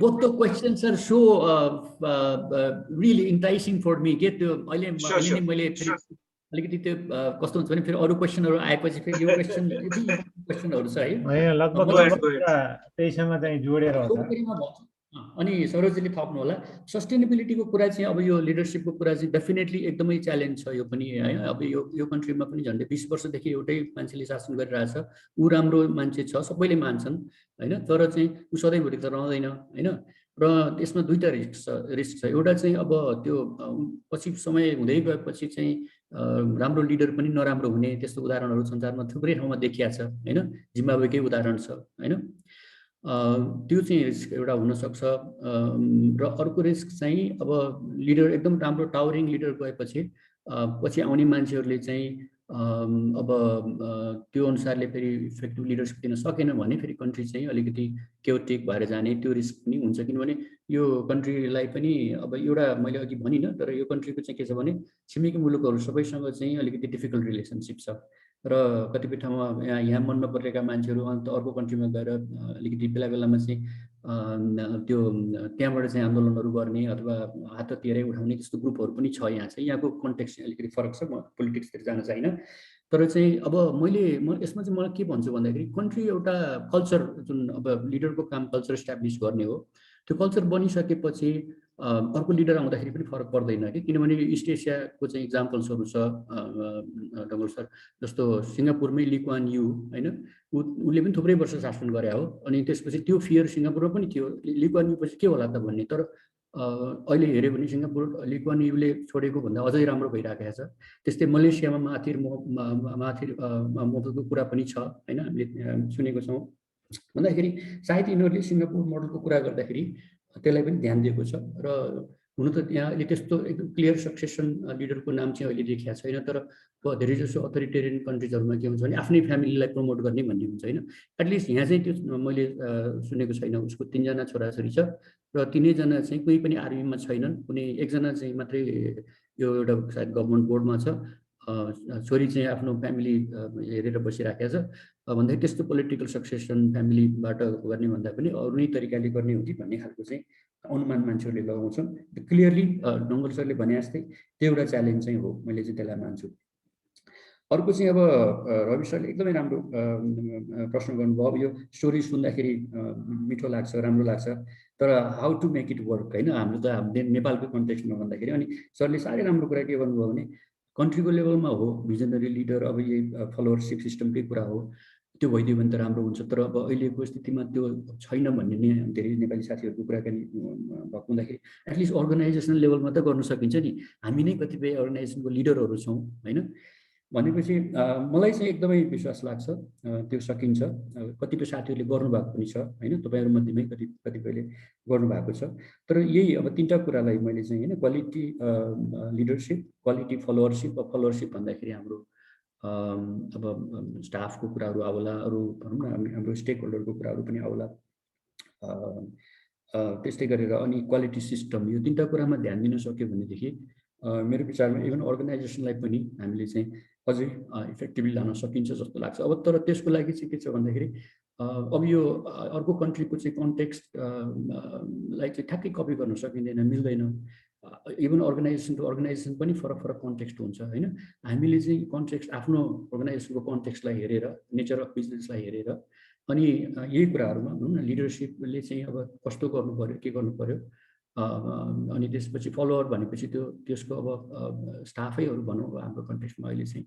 अनि अर्को चाहिँ अब relationship with other stakeholder पनि आउला, त्यसलाई अब यो 3टा मध्येमा कतै राख्न सकिएला होइन। र अनि विदिन द अर्गनाइजेसन क्वालिटी सिस्टम्सहरू, जुन कि अब त्यो टोटल क्वालिटी म्यानेजमेन्टकै कुराहरू त्यसमा आउन सक्छ। त्यो भयो भने मेरो विचारमा चाहिँ सम्भव छ जस्तो लाग्छ सर मलाई। म आफैले पनि अब हुन त मैले अघि पर्सनल क्वालिटीको कुरा पनि गर्न खोजेको थिएँ। मैले पनि अब 4-5 ठाउँमा चाहिँ प्रोजेक्ट्सहरू म्यानेज गरिसकेँ सर होइन। अहिले सबभन्दा सजिलो प्रोजेक्ट म्यानेज गर्न र कम्फर्टेबल फिल भएको चाहिँ मलाई अहिले यही प्रोजेक्टमा छ। र विभिन्न अब मलाई पनि पर्सनल लेभलमा धेरै च्यालेन्जेसहरू हुन्थ्यो होइन, स्ट्रेस बढ्ने आदि इत्यादि। अब यहाँ चाहिँ मैले अलिकति यो प्रिन्सिपल यो 3टा कुराहरू भने, स्टाफसँग कसरी चाहिँ डिल गर्ने, आफ्नो भिजनको पनि क्ल्यारिटी हुनु पर्यो, मैले कसरी लाने मेरो प्रोजेक्टलाई भनेर, अनि विदिन द प्रोजेक्ट सिस्टम्सहरू कसरी बसाउने भनेर सोच्दाखेरि मलाई सजिलो भएको छ सर, मेरो आफ्नो अब अनुभवको कुरा गर्दाखेरि चाहिँ। I would be happy to take more questions if सरलाई चित्त यो क्वेसन अर्को केही क्वेसन छैन भने। Thank you so much sir. I think अब धेरै क्वेसन चाहिँ मेरो विचारमा अब हामी 7 पनि बज्न लाग्यो, धेरै चाहिँ नजाउँला। एउटा मैले विजय सरले पहिले सोधिहाल्नु छ, उहाँको चाहिँ लिन्छु, त्यसपछि हजुर सर। मोहनजी हजुर सर, म अलिकति हाम्रो जीबीजीले घरिघरि मेरो नाम दिनु भएकोले गर्दा अलिकति आउँ थप्नलाई, थप्न नभनौँ अथवा के भनौँ, यसमा सघाउनलाई भनौँ। हजुर प्लिज प्लिज सर। ओके, अब यस, अब जीबीजीले एकदमै राम्ररी यसलाई चाहिँ राम्रो फ्रेममा प्रस्तुत गर्नुभयो, प्रेजेन्ट गर्नुभएको छ। जुन चाहिँ 3टा कुरा उहाँले जुन quality leadership, quality followership, quality systems भनेर एकदमै राम्रो प्रकारले राख्नुभयो। त्यसको वरिपरि धेरै चिजहरू हामी टच गर्न सक्छौँ या कुरा गर्न सक्छौँ। अब यसबाट म त यसरी पनि अब पक्कै यसबाट क्लियर के भयो भन्दाखेरि quality leadership is not a sufficient condition होइन। पर्टिकुलरली अब हामी अलिकति माक्रो लेभलको कुरा गर्दैछौँ होइन, एउटा देशको या सर्टेन जियोग्राफिक एरियाको चाहिँ म्यानेजमेन्टको कुरा गर्ने हो भने अनलाइक एउटा चाहिँ अर्गनाइजेसन सानो टिम या प्रोजेक्ट भन्दा पनि त्यो माक्रो लेभलमा कुरा गर्दाखेरि definitely leadership is only one factor. अब उहाँकै जीबीजीकै यो फ्रेमवर्कबाट हेर्ने हो भने पनि फलोअरसिप त्यतिकै इम्पोर्टेन्ट छ अनि चाहिँ क्वालिटी सिस्टम्स त्यतिकै इम्पोर्टेन्ट छ। म यहाँहरूलाई के भनौँ भने अब यहाँ अर्को छिमेकी देश, अब इमिडिएट छिमेकी त होइन तर यहाँकै एउटा अफ्रिकाको अर्को देश जो चाहिँ अहिले ठुलो न्युज भइरहेछ तपाईहरु बीचमा, इथियोपिया, जहाँ म पनि एउटा रिक्वेस्ट गरौँ सरोजजीलाई। हजुर प्लिज। भिडियो अन गरिदिनु हुन्छ कि? मेरो भिडियोले काम गरेन, यो मलाई चाहिँ के अरे कम्प्युटरकै प्रब्लम लाग्यो। मैले यो भर्खरै नयाँ ल्यापटप चलाइराखेको छु अनि यस चाहिँ मैले चाहिँ चेक गर्दाखेरि सिस्टमले के भनिरहेछ नि क्यामेरा प्रब्लम छ भनिरहेछ कि। ठीक छ, त्यसले गर्दा खै यो चाहिँ यो मैले आज मैले आफूले फिक्स गर्न सक्ने चाहिँ अवस्था भएन, माफ गर्नु होला, मैले अनुहार देखाउन पाएन यहाँ। त्यसैले म इथियोपियाको कुरा गर्दै थिएँ जहाँ भर्खरै एक महिना अगाडिसम्म ती थिएँ। अब त्यहाँ पनि एउटा भिजनरी एकदमै स्ट्रङ स्टेट्सम्यान लिडर 3 वर्ष अगाडि 4 वर्ष अगाडि आएको हामी सबैले देख्यौँ। म त ती नजिक बसेर हेरिराखेका थिएँ। बडो चाहिँ आशावादी अवस्था थियो भने अहिले चाहिँ 2 वर्ष 3 वर्ष डाउन द लेन अहिले कहाँ त्यो देश पुग्यो भन्ने कुरा फेरि पनि बुझ्न गाह्रो छ। त्यसलाई बुझ्नु खोज्दाखेरि फेरि पनि जीबीजीकै उहाँकै उसबाट चाहिँ म हेर्न चाहन्छु leadership is not a sufficient condition हैन। यो चाहिँ क्वालिटी मेन्टेन गर्नको लागि पर्टिकुलरली एउटा चाहिँ ठुलो एउटा माक्रो लेभलको चाहिँ म्यानेजमेन्टको कुरा गर्दाखेरि त्यतिकै इम्पोर्टेन्ट फलोअरसिप र क्वालिटी सिस्टमका कुरा गर्छन् भन्ने चाहिँ क्लियर आयो। जीबीजीले अर्को पनि स्पष्ट पार्नुभयो, कल्चर नै यो सबै चिजहरू फलोअरसिप, क्वालिटी सिस्टम्स, लिडरसिपलाई मान्ने यी सबै चिजहरू पार्ट अफ द कल्चर भएपछि डेफिनेटली सस्टेनेबिलिटीलाई पनि अलिकति सहज हुन्छ। त्यो त अब होइन, फेरि त्यसो भनेर अब त्यहाँ अर्को चिज केही चाहिँदैन यति भएपछि सबै ठिक भयो भनेको मतलब रुवान्डाको भोलिको सिचुएसन चाहिँ अब सबै एकदमै होइन ब्राइट नै छ, यसमा केही रिस्क छैन भन्ने त पक्कै छैन। के हुन्छ भन्ने कुरा फेरि पनि अब रुवान्डाको आफ्नो मात्रै सिचुएसन होइन, अब जीबीजीले भन्नु पनि भयो यहाँ चाहिँ अब यो चाहिँ नेबरहुडमा र चाहिँ अलि टाढा पनि ग्लोबल्ली पनि के हुन्छ भन्ने कुराहरू त यति फ्लुइड छ र यति मतलब प्रेडिक्ट गर्न गाह्रो छ। त्यसैले गर्दाखेरि एउटा अर्को एउटा छ नि एउटा सिस्टम्स थिङ्किङ भन्ने एप्रोच एउटा चाहिँ कन्सेप्ट एकदम स्ट्रङ छ। कुनै दिन सायद म पनि मौका पर्यो भने त्यसमा अलिकति कुरा गर्न सकौँला। आई डोन्ट नो एक्ज्याक्टली त्यसलाई फेरि मैले क्वालिटीसँग कसरी रिलेट गर्ने हो, तर त्यसरी हेर्दाखेरि पनि देखिन्छ कि अब यी 3टा मूल कुराहरूमा यहाँ चाहिँ स्पष्ट देखियो राम्रो छ, अत्यन्तै राम्रो छ, बसमा क्वालिटी त्यहाँ छ र त्यसले गर्दाखेरि यो रिजल्ट देखिएको हो। र मैले पनि जीबीजीको उसलाई चाहिँ भाउज गर्दाखेरि म आफै पनि अब म 2016 मा पनि ब्रिफली आएको थिएँ र यो थर्ड चोटि आएको हो। मैले जे देखाएको छु र जे चाहिँ भोगिरहेको छु अमेजिङ, एकदमै अमेजिङ छ। अब यो सानो देश थोरै रिसोर्स भइकन पनि यति राम्ररी म्यानेज गर्न सकिने भएको कि नेपाल जस्तो धेरै रिसोर्स भएको देशमा किन चिन्ता गर्ने। र अब यिनै इन्ग्रेडियन्ट्सहरू यिनै 3टा 4टा इन्ग्रेडियन्ट्सहरूमा कहाँ के मिस भइरहेको हुन्छ त्यो चाहिँ हामीले पनि रिफ्लेक्ट गर्नु पर्यो। अघि अब विश्व सरले भन्दै हुन्थ्यो यसलाई यो त अब हाम्रो पोलिटिकल लिडरसिप गभर्नमेन्ट लिडरसिपमा पनि लैजानु पर्ने, डेफिनेटली भेरी गुड पोइन्ट। अब यो कसरी गर्ने हो एनक्यूपीसीएन कलेक्टिभली हामीले सोचौँ त्यतातिर हामी कसरी यसलाई चाहिँ लैजाने। तर त्यो एउटा पाटो मात्रै हो, त्यो पनि म भनौँ इन्डिभिजुअली हामी चाहिँ यो चिजहरू हामीले यसलाई इन्टरनलाइज गरेर पर्टिकुलरली अब फलोअरसिप भनेको त पर्सनल अकाउन्टेबिलिटीको कुरा हो नि, त्यो चाहिँ हाम्रो देशमा निकै नै ल्याकिङ भएको म देख्छु। बाहिरतिर जाँदाखेरि जस्तै 18 ठाउँमा पनि हाम्रो जस्तो चाहिँ के भन्छ नि अनुशासन नभएको समाज यतातिर चाहिँ त्यति छैन नि वास्तवमा। त्यो मानेमा अलिकति हामीले लिडरसिपको जति कुरा गरे तापनि त्यहाँ जति हामीले तिखारे तापनि फलोअरसिप जस्ता कुराहरूमा हामीले इन्डिभिजुअल अकाउन्टेबिलिटीमा हामीले इम्प्रुभ गर्न सकेन भनेको हाम्रो सोसल कल्चर सोसाइटीको कल्चरमै हामीले केही चिज सुधार गर्न सकेन भने लिडरसिप अलोनले पुरै हाम्रो देशको समस्या समाधान गर्न सक्ला भन्नेमा म त्यति आशावादी छैन। माफ गर्नुहोस् लामो भयो, म यहाँनिर रोकेँ। Thank you. Thank you so much Saroj Rai sir. I think Vijay sir अब मैले अब 7 चाहिँ बजिसक्यो, यसलाई बरु अलिकति उ गरेर यो सेसन पछि त्यो क्वेसन चाहिँ सरले गरेर त्यसलाई चाहिँ उ गरौँ कि सर, फर्मल सकेर अलि इन्फर्मल जाउँ कि सर। विजय सर हजुरले के भन्नुहुन्छ? हुन्छ सर, जाउँ अगाडि जाउँ सर। हैन सर।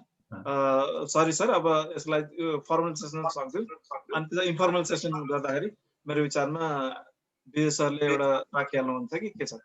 होइन ठिक छ सर, कन्क्लुड गरौँ सर, 7 बज्न लागिसक्यो। लगभग मैले गर्न लागेको कुरा चाहिँ त्यही अब कल्चरको कुरोहरू थियो। हाम्रो सरोज सरले चाहिँ त्यो कुरोहरू चाहिँ ट्याक्क इन्डिकेट गरिदिनु भयो। हाम्रो सोसाइटीमा हाम्रो कल्चर चाहिँ अलिकता कस्तो छ भने मेरै मान्छे हुनुपर्छ, मेरै चाहिँ आफ्नो मान्छे चाहिँ बस्न पाउनुपर्छ। जतिसुकै तपाईँको एजुकेटेड भए पनि चाहिँ तपाईँको भिसी हुनुको लागि चाहिँ तपाईँको चाहिँ पिएचडीदेखि लिएर हरेक गरे मान्छे चाहिँ अब चाहिँ पार्टीको चाहिँ लिएर चाहिँ जानुपर्ने त्यस्तो चाहिँ अवस्था छ हाम्रो देशको। अब यो कुरो चाहिँ हाम्रो सरोज सरले राखिसक्नु भएको छ। मेरो त्यही कुरो राख्न चाहिँ मन लागेर हात उठाएको थिएँ। अगाडि जाउँ sir please. Thank you so much sir. अब सरले उ गरेँ मैले। अब हाम्रो एउटा जुन सर्टिफिकेट छ, सर्टिफिकेट चाहिँ हामीले दिने मैले मैले चाहिँ सर्टिफिकेट मैले देखाएर कसले चाहिँ प्रेजेन्ट गर्दाखेरि बेटर होला भन्ने मात्रै कुरा भयो। त्यसपछि हाम्रो मुकुन्द जोशी सरलाई उहाँ आएर कन्क्लुड गर्न चाहिँ म चाहिँ गर्छु। Okay okay sir. सो म टेक ओभर गरौँ sir? Please please sir, please sir. Thank you so much sir. सबभन्दा पहिला म चाहिँ नि क्षमा प्रार्थी छु। म ढिला भयो, बाहिर कार्यक्रम सुरु हुँदा नै दौडी निर्विजीको फोन आएपछि दौडी घर आइपुगेँ र मैले अलिकति मिस गरेँ। त्यस कारण ढिला म एटेन्ड गरेकोमा क्षमा चाहन्छु म सबैसँग। र अर्को कुरा मलाई सबैभन्दा खुसी लागेको अहिले अब जो रुवान्दा भयो हाम्रो जीबीजी नेपालमा हुँदाखेरि पनि उहाँले प्रेजेन्टेसन सुरुमा हामीले जुन कन्टिन्युसली कार्यक्रम गरेका थियौँ त्यतिखेर पनि उहाँले प्रेजेन्टेसन गर्नुभएको थियो। त्यतिखेर पनि हामी धेरै नै चाहिँ एकदमै इन्करेज भएको थियौँ। र अहिले पनि रुवान्दाबाट मलाई खुसी के लागेको छ भने हाम्रो फाउन्डिङ मेम्बरहरू, जीबीजी त फाउन्डिङ चाहिँ जेनरल सेक्रेटरी नै हुनुहुन्छ एनक्युपिसिएनको, सरोजी हुनुहुन्छ फाउन्डिङ मेम्बर र भाइस प्रेसिडेन्ट। उहाँहरू दुवैजना रुवान्दाबाट हामीसँग एनक्युपिसिएनसँग जोड्नु भएकोमा मलाई धेरै खुसी लागेको छ। उहाँहरूकै सहयोग र शुभेच्छा र सधैँ चाहिँ हामीसँग रहिरहन्छ, माया रहिरहन्छ एनक्युपिसिएनसँग भन्ने मैले आशा गरिरहेको छु। र सरोज सरले पनि अब कुनै महिनामा प्रेजेन्ट गर्छु भन्नुभएको छ र हामी उहाँको पनि प्रेजेन्टेसन चाहिँ नि आशा गर्छौँ। त्यो भन्दै चाहिँ नि अहिले म चाहिँ नि सबभन्दा पहिले सर्टिफिकेट हाम्रो जुन फर्मल चाहिँ एउटा प्रोसेस छ, सर्टिफिकेट म चाहिँ नि हाम्रो जीबीजीलाई हाम्रो एनक्युपिसिएनको तर्फबाट दिन चाहन्छु। म यहाँ पढेर सुनाउन चाहन्छु। Network for quality productivity and competitiveness Nepal certificate of एप्रिसिएसन्स.